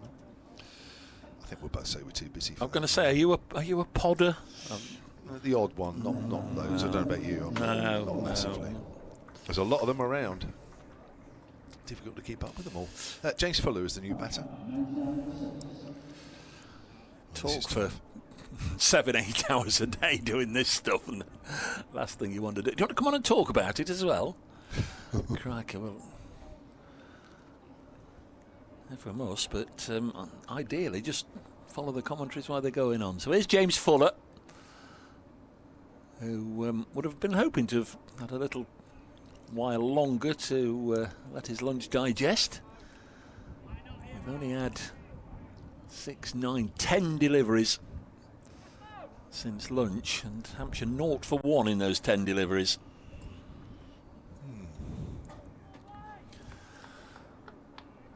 This has the potential to be a sizable first innings lead for Nottinghamshire. Abbas with figures of 4 for 19. Comes in now and bowls, and Fuller solidly behind it, pushes this gently out into the offside. Liam Patterson-White fields. Well, even if you take off those 80 runs that was probably too many Hampshire felt that Nottinghamshire got yesterday, you're still looking at a lead even now of around 170, 180. Oh, that's a lot on this pitch. It's only 10 minutes ago since I was suggesting if Hampshire have a good session, losing only 1 wicket, well, crikey. 2 and a bit hours to go until tea. They've already lost that 1 wicket. Here's Abbas in. Oh, lovely delivery there with James Fuller pushing tentatively, the word I can never say, at it, just outside the offside, tentatively. And it goes through to Verena. It's definitely a blind spot, tentatively. There you go. Yes, Hampshire trail by 234, losing 2 wickets either side of lunch on 99. And Abbas has now found a new home for himself down at the Stuart Broad end. 3 of his 4 wickets have come since he switched to that end. Comes in again and bowls to Albert. Oh, he's had a big mow at that one, at Mo. Dropped. And it's been inside edge, I think just short of Verena. May have got to it, may not, but it was certainly one that sent the keeper the wrong way. Inside edge, back past the stumps, and Verena had to go. There was a lot of premature celebrations, quickly stifled. Don't know if it carried or not, and I don't know if we'll get a view of it. Hopefully we will. So Abbas bowling, and Mo, oh, it's low down. Can't see without it being zoomed in, but Verena quickly, well, I was going to say he was suggesting that it's been grasped, but everybody can see that. The ball's on the ground, 99 for 6. Not sure if it carried or not. May have got his gloves underneath it, don't know. He's Hutton to Dawson. Dawson pushes forward defensively out into the covers. Lyndon James fields. If he doesn't get a 5 for now, Mo Abbas, he might be a little bit rueful about that one, though. It was written in the stars, wasn't it? Mo Abbas, his a bit first loose. game back. A bit loose from Fuller. Well, yeah, but that's the way he plays. I mean, he's not going to hang around. You know, I think going out there with a plan is infinitely better than just walking out there and not having anything at all in your head. But he will be positive. Dawson works that away into the gap through mid-wicket for a single, moves on to 3. There's the 100 up for Hampshire for the loss of 6. So, yeah, it may work. I mean, we'll have to wait and see. I mean, my guess is at the moment the wicket is still offering a little bit too much to the bowlers for it to be for Fuller to have too much of an impression. But you just never know. When players come out and play a little different to everybody else that's walked out there, it can just upset a bowler's rhythm. And if he is out there for any length of time, then the scoreboard certainly will be pushed along fairly quickly. Here's Hutton to Fuller. Fuller drives into the ground, fielded off his own bowling. Miles has been in touch at Brace Cricket. This is going well. Perfect afternoon. We're starting a big Lego build, and we're watching Notts run through the Hampshire lower order on our telly. This is our kind of Saturday from Jack, Katie and Miles, just south of Loughborough. Don't know if you sent one in yesterday, Miles, and then deleted it. I think I started to read it out and I was looking for it, and then it disappeared. But good to have you back. A big Lego build. Hutton in again. Fuller drives through extra cover. I don't think Hamid's going to reach that. He's trying his best. And the ball's been hit a little too well. So Fuller off the mark with a lovely extra cover drive. Hampshire move on to 104 for 6. Andy Easton, big Notts County fan. George Abbott, who's a Notts County player. He's that good. He must play a bit of cricket. Get him in year 11. I think we're done with the double Bs, but Notts County obviously looking for a big night tonight. Yeah, the selection window's closed. Yes. The team has been selected. Blame Raban Subaro, he's the selector. Yes, Hutton again, linked ball, and they can take a quick single up towards mid-on, where the field's just a little deep there. We've got a sub-fielder on there. Let's have a mid-on look. I think it's Farhan Ahmed. He's got a different jump. Hang on, then let's have a look. Let's have a look. Oh, it's too tall for Farhan. That's. Oh, it's Mo. Yeah, it's Mo Abbas, of course. It's number 38. Should have recognised him above anybody. He's playing forward there, playing a missing Liam Dawson. End of the over, 105 for 6. Ian Warrington at Brace Cricket. Pessimistically, I thought with missing several frontline bowlers and the wicket being a little less helpful today, I thought we'd struggle to get a lead. Mo Abbas confounding my crystal ball gazing. Yeah, looks to be another good bit of work from Director of Cricket Mick Newell to get Mo Abbas. Apparently there was an agreement between the two of them that, yeah, one day we'll get you back at Trent Bridge, Mo. It was Mick Newell's stance, and yeah, one day I'll come and play from you. It was from the Pakistani Test player, and they've both sort of honoured that agreement. Lego? Other building blocks are available on the BBC, says T. Yes, thank you very much. Don't stand on it, it hurts. There's Abbas in now to James Fuller, who nudges it back to the bowler. And there's no run, 105 for 6. You go in, I know other shops are available, but you go in that Lego shop in Leicester Square there. Have you been in there and seen all the things they've built? You know, the Empire State Building and Tower Bridge and heaven knows what else. Fantastic, aren't they? The things that you can build. 105 for 6. Mo Abbas to Fuller, worked up to a Mead at mid-on, no run. Crikey, they sort of when they invented Lego, it was a license to print money, wasn't it? They must have done very, very well out of that particular day when Lego was designed or invented. Been to Legoland. Balls, and Fuller keeps it out very inelegantly. I've been to where it is, but when it was it Windsor Safari Park? Yes. When I was in the Air Force, lived not too far away from there, and it was Windsor Safari Park, and it was that ground that was eventually taken over by Lego and Legoland. So I've not been to Legoland, but I've been on that specific bit of turf. Other theme parks available? Other theme parks are available. Yes, other building blocks are available. Other days out are available. There's Mohamed Abbas in. It's pushed into the offside here at Trent Bridge. Other cricket grounds are available. Getting a little cloudier than it was this morning. There's plenty of the white cotton wool sort of stuff. The Simpsons clouds, I think they call them, don't they? About, but very pleasant. In fact, a little bit of cloud cover might just suit Mohamed Abbas this afternoon. Doesn't need any more help. He's got enough help, hasn't he? 105 for 6. 3 slips, Clark, McCann and Haynes. Just to the right of Verena. And again, James Fuller gets bat on ball and punches it back to the bowler. Tom Prest top scoring with 43 in this innings and 30 from Fletcher Middleton. 14 for Mark Stoneman. Ben Brown made 3 and ducks for Nick Gubbins and Toby Albert.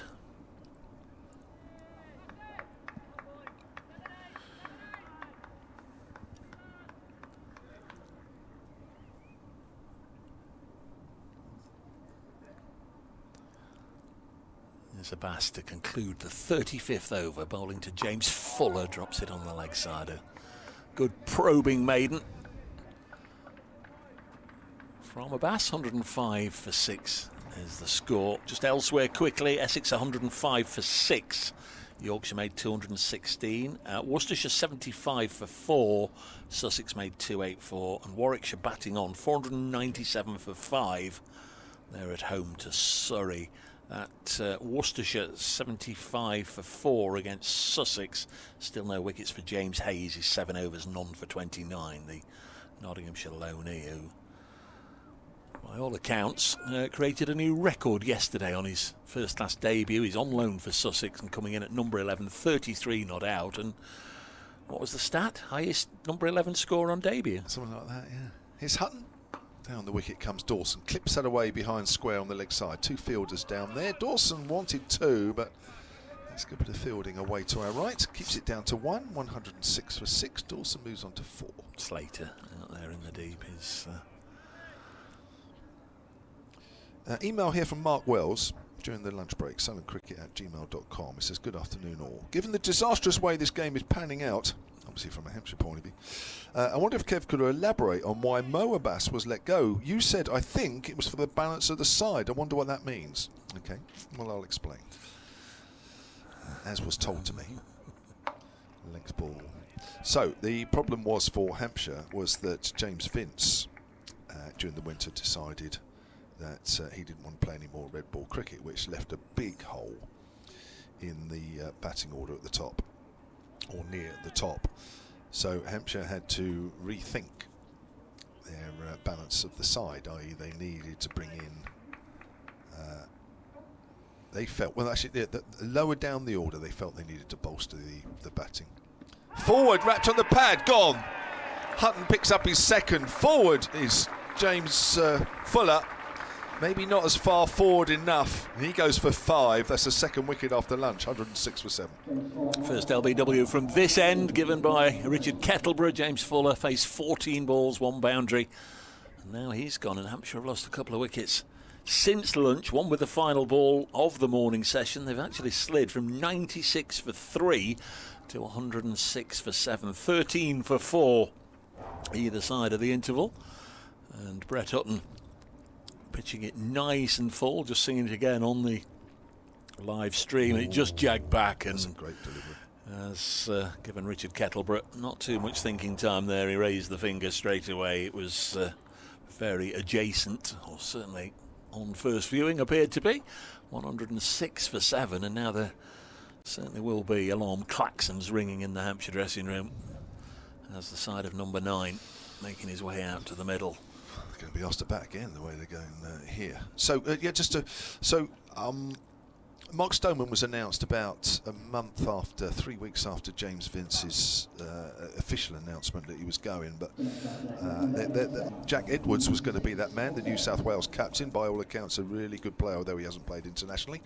Unfortunately for Hampshire, he got himself injured. I think it was the last round or the second to last round of Sheffield Shield matches, so Hampshire then had to very quickly rethink, and they brought in Brett Hampton, who is also an all-rounder but from New Zealand. That hasn't really worked, to be honest, and he's lost his place in the side. So that was the thinking, and they had to, in order to accommodate that with an overseas all-rounder, obviously have to let one of their overseas players go, and that was Mo Abbas. Wasn't easy, because as we've already found out in this game, he's still a mightily good bowler. Here's Brett Hutton then, bowling to Kyle Abbott. Kyle Abbott swings on the up, past a diving Hamid at mid-off, and it's going for 4. And here's another man that's not going to hang around. So who was the second overseas then? Abbott or Hampton? So Hampton was for the start of the season because he replaced Jack Edwards, who was coming. As I say, Edwards literally end of March. Middle of March at the earliest, injured himself, so Hampshire had to very quickly get a replacement because they'd already set their team up for this lower order all-rounder. So Hampton came in, unfortunately didn't really prove a success at all. So, or hasn't as yet. Well, I'm not sure he'll play again, to be honest. Here comes Hutton again. Bowled, is he, or is he LBW? It's not. It's neither. Well, I have to say, my first thought was it had got through the defences. My next thought was, well, he's out LBW, and somehow Kyle Abbott is still out there in the middle. Yeah, the only reason I didn't think he was bowled was that Hutton was imploring Richard Kettleborough to give his second one in the over. I think he'd have just carried on running down if he'd known he clipped a bail, but it looked, again, made the point this morning, we're not in an ideal position to judge too well on LBWs, but if the finger had gone up, we wouldn't have been too surprised. 110 for 7. This has been. Oh, the next one he's hit away for 4. It's it's a crazy few moments of cricket here. Wicket 4. But Brett Hutton has picked up his second wicket of the innings. He's 2 for 55, 114 for 7 Hampshire, trailing Notts by 219. The 2 left in the hutch are Brad Wheel and Sonny Baker. Liam Dawson still out there on 4, but he's got to take a little bit of control, but he can't do it all himself. Needs some support from the other end. Perhaps Kyle Abbott will be the one to offer him that support. It's now going to be Mohammed Abbas to Liam Dawson.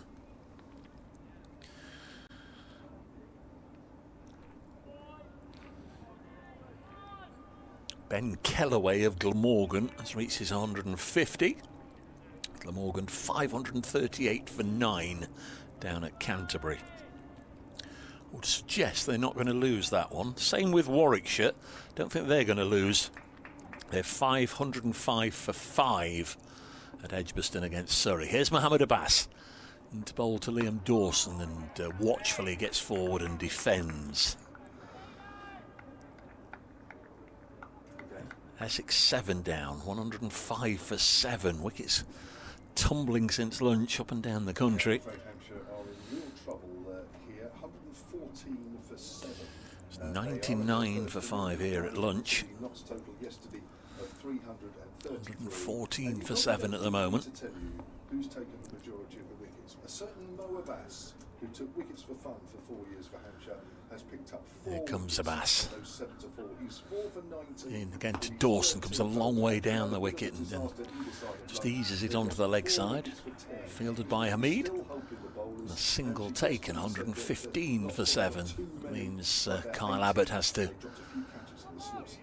take guard and face Mohammed Abbas. So there's 4 wickets that have gone down either side of lunch. Prest for 43, Brown for 3, and then since lunch Albert without scoring and Fuller for 5. So Kyle Abbott still in the process of scratching away at his mark, making a clearly visible crease. And now he's ready. There comes Abbas. Bright sunshine at Trent Bridge. Bowls now, and Abbott went a long way forward and a long way outside the line of off there to block that one out onto the leg side. 115 for 7 it remains. 4 wickets to Mohammed Abbas, 2 to Brett Hutton, 1 to Lyndon James. I think Kevin Shine, who was up here yesterday afternoon, the bowling coach for Nottinghamshire, will be delighted with it. Comes Abbas again, and this one nips back through the gate, struck Abbott somewhere around about the midriff. 115 for 7.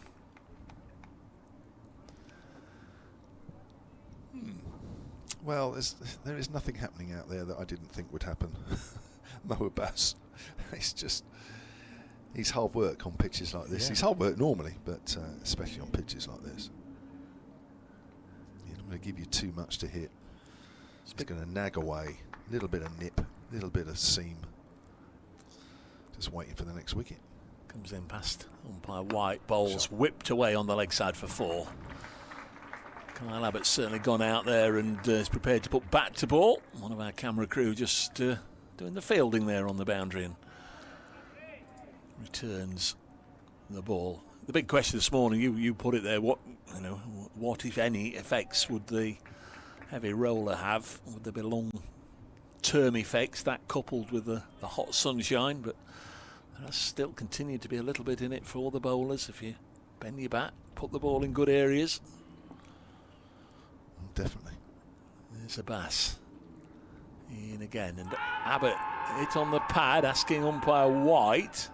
So we've seen before, and I've not seen him as much as Kevin by a country mile, but it doesn't seem to waste too long on frivolous appeals, Mohammed Abbas. But that one, he was generally interested in getting the opinion of the umpire, bellowed out a roar, and was clearly disappointed when it was turned down. 119 for 7. Abbas 13 overs, 4 maidens, 4 for 24. Well, Kyle Abbott, 12 off 7. He's actually, his strike rate when he comes into bat is actually only behind Ben Duckett in Division 1. Ben Duckett 165, Kyle Abbott 112. So that's why Kyle Abbott is already on 12. Liam Dawson lagging behind on 5. Brett Hutton, He's just getting the ball to nip a little bit here. Forward is Dawson. He's just getting a little ball just to nip back at the right-handers. Just seen on the picture feed there. He's not the quickest, Mo Abbas. Doesn't need to be when you nip the ball around like that, but he's around the mid-70s mark, maybe just a bit below. But it's just his relentless accuracy that makes him so hard. So hard to keep out. Knots are absolutely all over Hampshire here. Hampshire trailing by 2:14. Remember, 150 behind is the follow-on trigger. It's going to take a quick single to mid-off and a throw from Hamid. This time he does hit the stumps, but Dawson's home. Well, that was the most difficult throw out of the 3 he's had so far in this game, and he managed to find the woodwork. But Dawson had to really work hard there to get in. Yeah, umpire looked to be in a good position. Can't add any more than that, other than that he was in a fairly close sideways on position, so we'll have had a good view of everything there. Richard Kettleborough, one of our finest. 20 for 7 now, Hampshire. Here's Hutton again to Kyle Abbott. Bowls, and Abbott is forward. Punches that up to mid-off. Fielded by Hamid. Last thing, of course, that Hampshire would be looking for at this stage of the innings would be an unnecessary run out. In fact, Liam Dawson's just gone down. The two have had a little bit of a chat about things there, probably saying the same thing. It's going to be hard enough on here without running each other out. Yeah. Good work from Hamid. Hutton again, right arm over. Bowls to Abbott. Abbott edges just past the clutches of the second slip there. Was that McCann? Yeah. Diving high to his right. May got his fingertips to it, but it always felt a little high. Abbott just wafting at that one outside off stump. That would have been a great one for a photographer to have snapped, because I'm pretty sure he was airborne there. Freddy McCann, his hands desperately trying to get somewhere near the ball, and just managed to elude him and away for 4. But I'm pretty sure he was airborne. Extra slip's been put in there now. Third slip. If Kyle Abbott's going to play like this, we'll bolster the slip cordon. That's 4 fours he's got in his 16. Just 9 deliveries. Here's Hutton.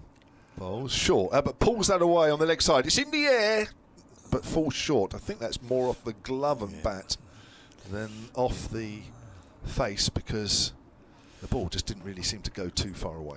Now, Farhan Ahmed was certainly getting all sorts of messages from his teammates. Catch down at long leg, but it was always going to, well, it didn't even get halfway towards him.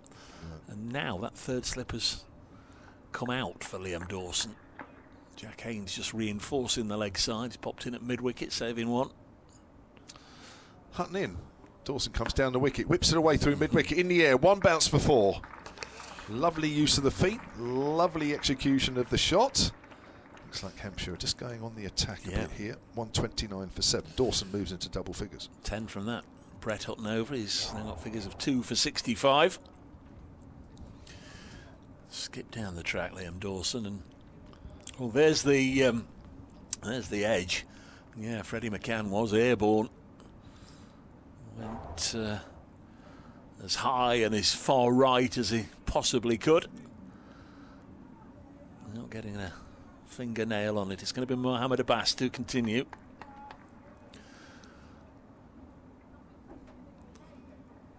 Sun's behind clouds at the moment. Kyle Abbott on strike. 17 of this partnership of 23 have come from the bat of Kyle Abbott. The field just been spread a little bit. There's still the 3 slips. 3 saving 1 on the offside, but 2 out on the leg side fence. Mid on and mid off just pushed a little deeper and pushed towards Asib Hamid at mid on, and Abbott set off a pace or 2 and then yelled no at Liam Dawson.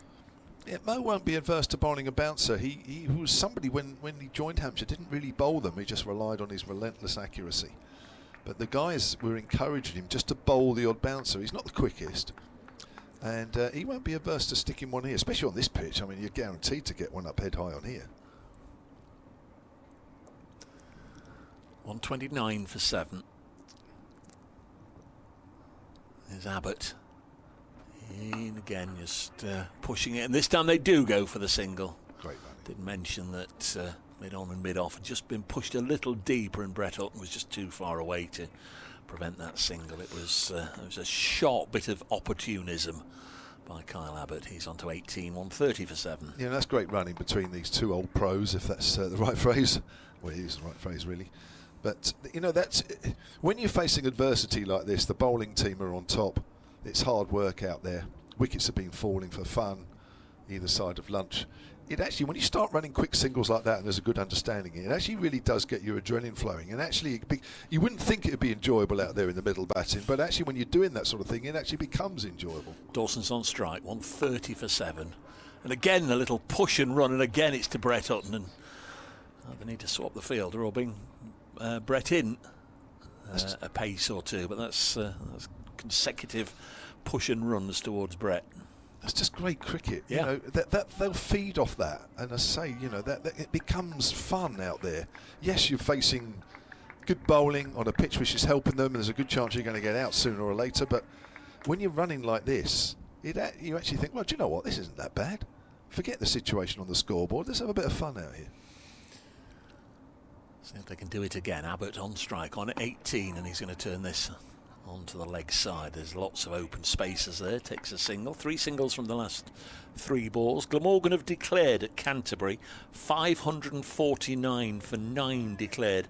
Not sure what Ben Kellaway makes of that, because he's 181 not out. But he's not going to get the chance of getting a double. I presume that's a career best for Ben Kellaway. I think I saw that overnight he'd already achieved his career best, but 181 not out. That's a terrific effort. Glamorgan 549 for 9 declared at Canterbury.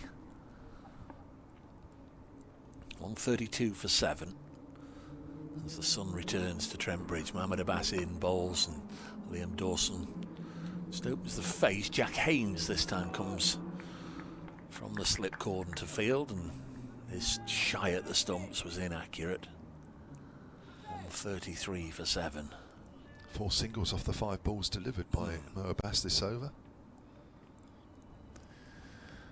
Liam Patterson-White's been warming up throughout this over. He's out in front of the Fox Road stand on the fence, but whether he's going to replace Brett Hutton at this end or Mo Abbas from the far end remains to be seen. He did bowl from this end, didn't he? Yeah. Before lunch. So maybe we're going to get a bit of spin in the next over. 133 for 7. Abbas in to Abbott, and the over was bookended by dots in between those 4 singles. This is the end of the over. 133 for 7. Hampshire trail by 200 runs exactly, with Liam Dawson on 12 and Kyle Abbott on 19, and it is going to be the first introduction of spin since lunch. Abbas's miles per hour rates in that over, ranging between 72 and 75. Pretty consistent. So Patterson-White, who has the best economy rate in Division 1 as a bowler, just over 1.5. So not expecting too many runs to come off his bowling, although, as I've just mentioned, these 2 batters seem intent on running between the wickets, just eking out the odd singles and just saying, look, you might have it all your own way, but we're going to be aggressive with our running and just try and take a little bit of pressure off. Left arm spinner, Liam Patterson-White. Round the wicket bowls. Dawson's forward off the inside half of the bat, goes out square on the leg side. They're going to turn for 2. Well, there's another example of this aggressive running. Farhan Ahmed coming off the deep square leg boundary. Did have a lot of work to do, but both batters setting off very quickly initially allowed them to come back for the second. There's another example of the aggressive running between these 2 batters. 135 for 7. Patterson-White in again, bowls off the back foot, cut away, a little bit of bounce, a little bit of a top edge, but it's running away down to the far end of the ground for 4. Yeah, only 1 slip in there, Joe Clark. Had there been a second that had been in the game, be it McCann or Lyndon James or whoever, These two have already put on 33 for the 7th wicket, for the 8th wicket, and that's come up in about 20 minutes. Yep, 23 deliveries. Patterson White staying with that one slip off the back foot again. Dawson conventionally turns that away down to deep point. 141 for 7. Dawson moves on to 20, or is it? No, it's 19. 140 for 7. Both batters on 19 out there, but Dawson's taken a little while longer. We've got a deepish mid-on. That's Freddy McCann. Mid-off's coming up a little closer. As Patterson White bowls. Abbott is forward. Mandy Clark's been in touch. That would have been an outstanding catch from Freddy McCann, says Mandy. Great effort. It would have been. Would have been. If only he was a couple of inches taller, it would have been. He's tall enough. Abbott comes down the wicket, hits it high over mid-on, that's 6. Met the ball on the bounce, hit through the line. Probably went slightly wider than he was expecting, only wider mid-on, but he still got plenty of bat on it. Lovely shot. Was indeed, yeah.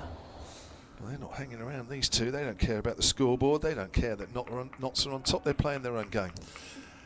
Yeah, Notts won't mind if it produces the wicket, unless it goes on and on and on. That's right. 187 the difference between these two sides now, and Abbott's 25 off 16. It's a new look Kyle Abbott this year. He's decided that he's going to be a lot more positive. He's done this all season when he's had a chance. That's turned away on the leg side for a single. 147 for 7 are Hampshire. It was a disastrous period either side of lunch for Hampshire, losing those 4 wickets for 17 runs, for 13 runs, I beg your pardon. Going from 96 for 3 to 106 for 7, but this partnership just getting them back to calmer waters. Snooker maximum on the board, 147. Liam Patterson White stomps back out to his fielding position on the Fox Road side of the ground. He was not too enamoured by the results of the last over. Mohamed Abbas is going to continue. This will be his 15th over. Going along at an economy rate of 2 at the moment. 14 overs, 4 for 28. Just the job. Got the economy rate and picked up 4 big wickets. He's removed Gubbins, Prest, Brown and Albert. Now he's into bowl to Kyle Abbott. And again Abbott, as he did in the last over, just content just to drop the ball into space and call Liam Dawson through for an easy single. Terrific running again. Yeah, yeah. So what do Notts do? Do they bring men in on the single, or just hope that this drop it and run produces an error from somewhere, from a slight hesitation? Yeah, I don't think they need to panic too much just yet. They've still got Hampshire under the cosh. And just, I mean, you've got to trust your main bowler here. 4 wickets in, and they're still bowling nicely. I think, yeah, I won't worry about things just yet. Here he comes. Straightish approach. Balls now, and Dawson cuts it into the offside, and that's a brilliant catch. A stunning catch by Farhan Ahmed, and Mo Abbas has got his 5th. And Liam Dawson's a little unlucky there. He's absolutely middled that into the covers, and a superb diving catch from Farhan Ahmed gives Mo Abbas his 5th wicket and reduces Hampshire to 148 for 8. For a moment, I was looking beyond Farhan because I didn't believe he had any right to get anywhere near it. That's a great effort from the young man. Mo Abbas, 14.2 overs, 4 maidens, 5 for 29. Outstanding. Well, you're right, he is a little bit unlucky, Liam Dawson, but as I was saying, you don't panic because Hampshire were on the offensive there with that partnership. They were looking to be attacking. Somewhere along the line there was going to be a mistake. It's a bit of a mistake from Liam Dawson, let's be honest. And, it was in the air. Absolutely super catch that. Mo Abbas, 5 wickets against his former county. And, everything that was said last week down at the Utilita Bowl, and it's coming true really. I think they, I won't once expecting Mo Abbas to pick up wickets against Hampshire, but I think they always feared that there was a chance, and there's Mo doing what he's done so often over the last few seasons. Brad Will is the new batter. Quick partnership, that one, that was a 40... Get my calculator out, it's not quite 50. In literally less than, well, in around about 25 minutes, that partnership was together. They put on 42. Complete contrast to what we've seen, really. Yeah, and unlike a little earlier in the season, when I was left wondering on the last Nottinghamshire debutant to get 5 wickets, I've only got to go back to the first game of the season when both Josh Tong and Fergus O'Neill each picked up 5ers on debut, 1 in each innings, so not too long before Mo Abbas adds his name to that tally. It's been a terrific start to the season for Notts. 5 different centurions as well in the first 5 matches, and I think that's the... Yes, it is.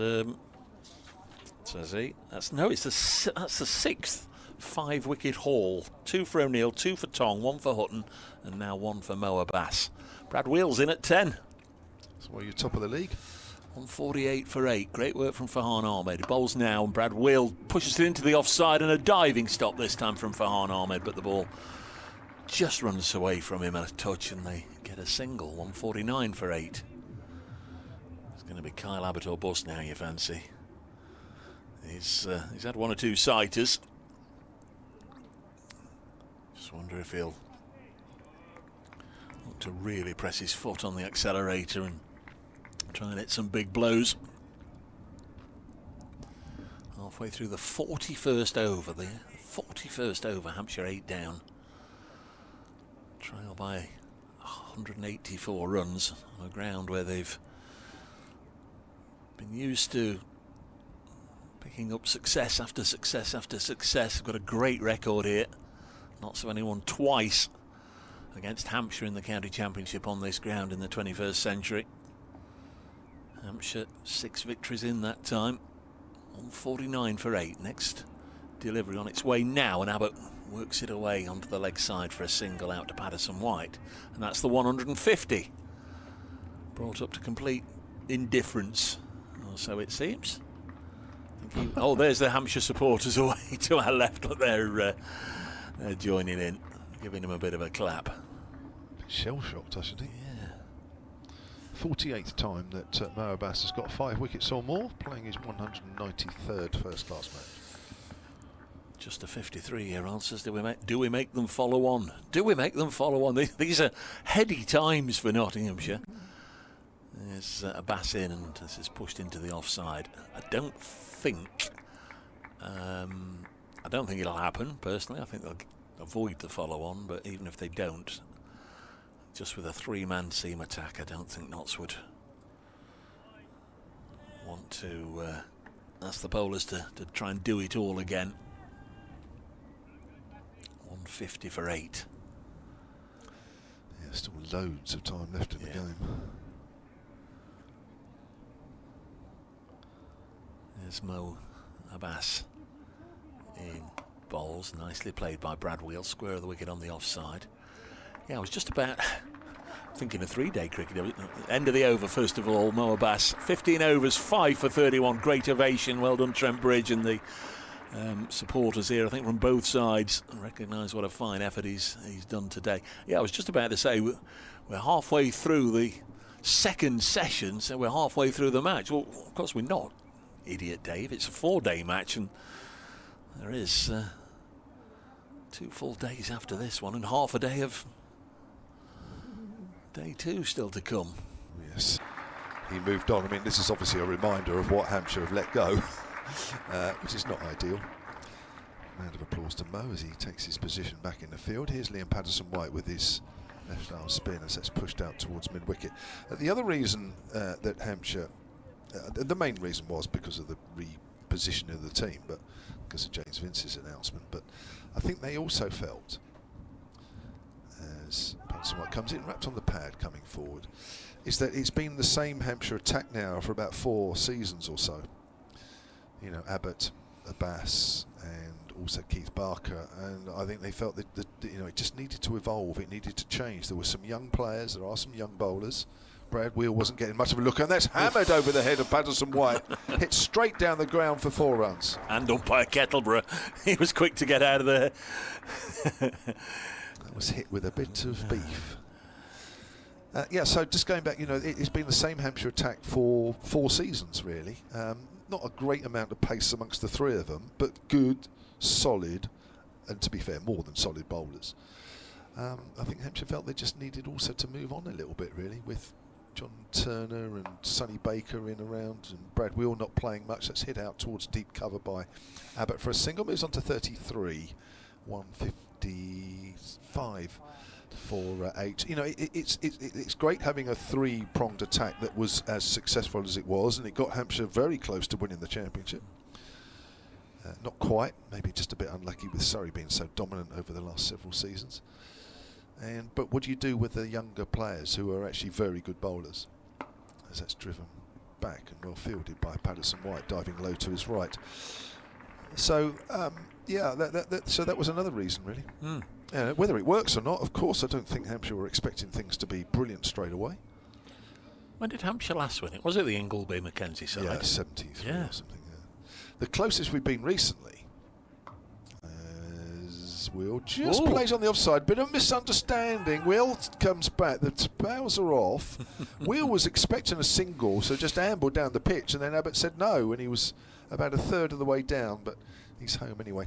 155 for 8. 2021, when we actually finished 4th, which sounds crazy because we were 2nd last year and 3rd for the previous 2 years, but it was actually the closest that Hampshire got to winning the title, because in 2021 they had 2 balls to get 1 Lancashire wicket, and if they'd picked it up, they would have won the championship that year. The game finished early, so subsequently with other results they dropped down to 4th, but they would have had, I think, about 1 point clear of everybody else had they won that game. Yeah, well, that was the zonal year, if you like, wasn't it? Well, Notts won 3 of their last 4, but lost at the Ageas Bowl as it was then, otherwise they'd have won it.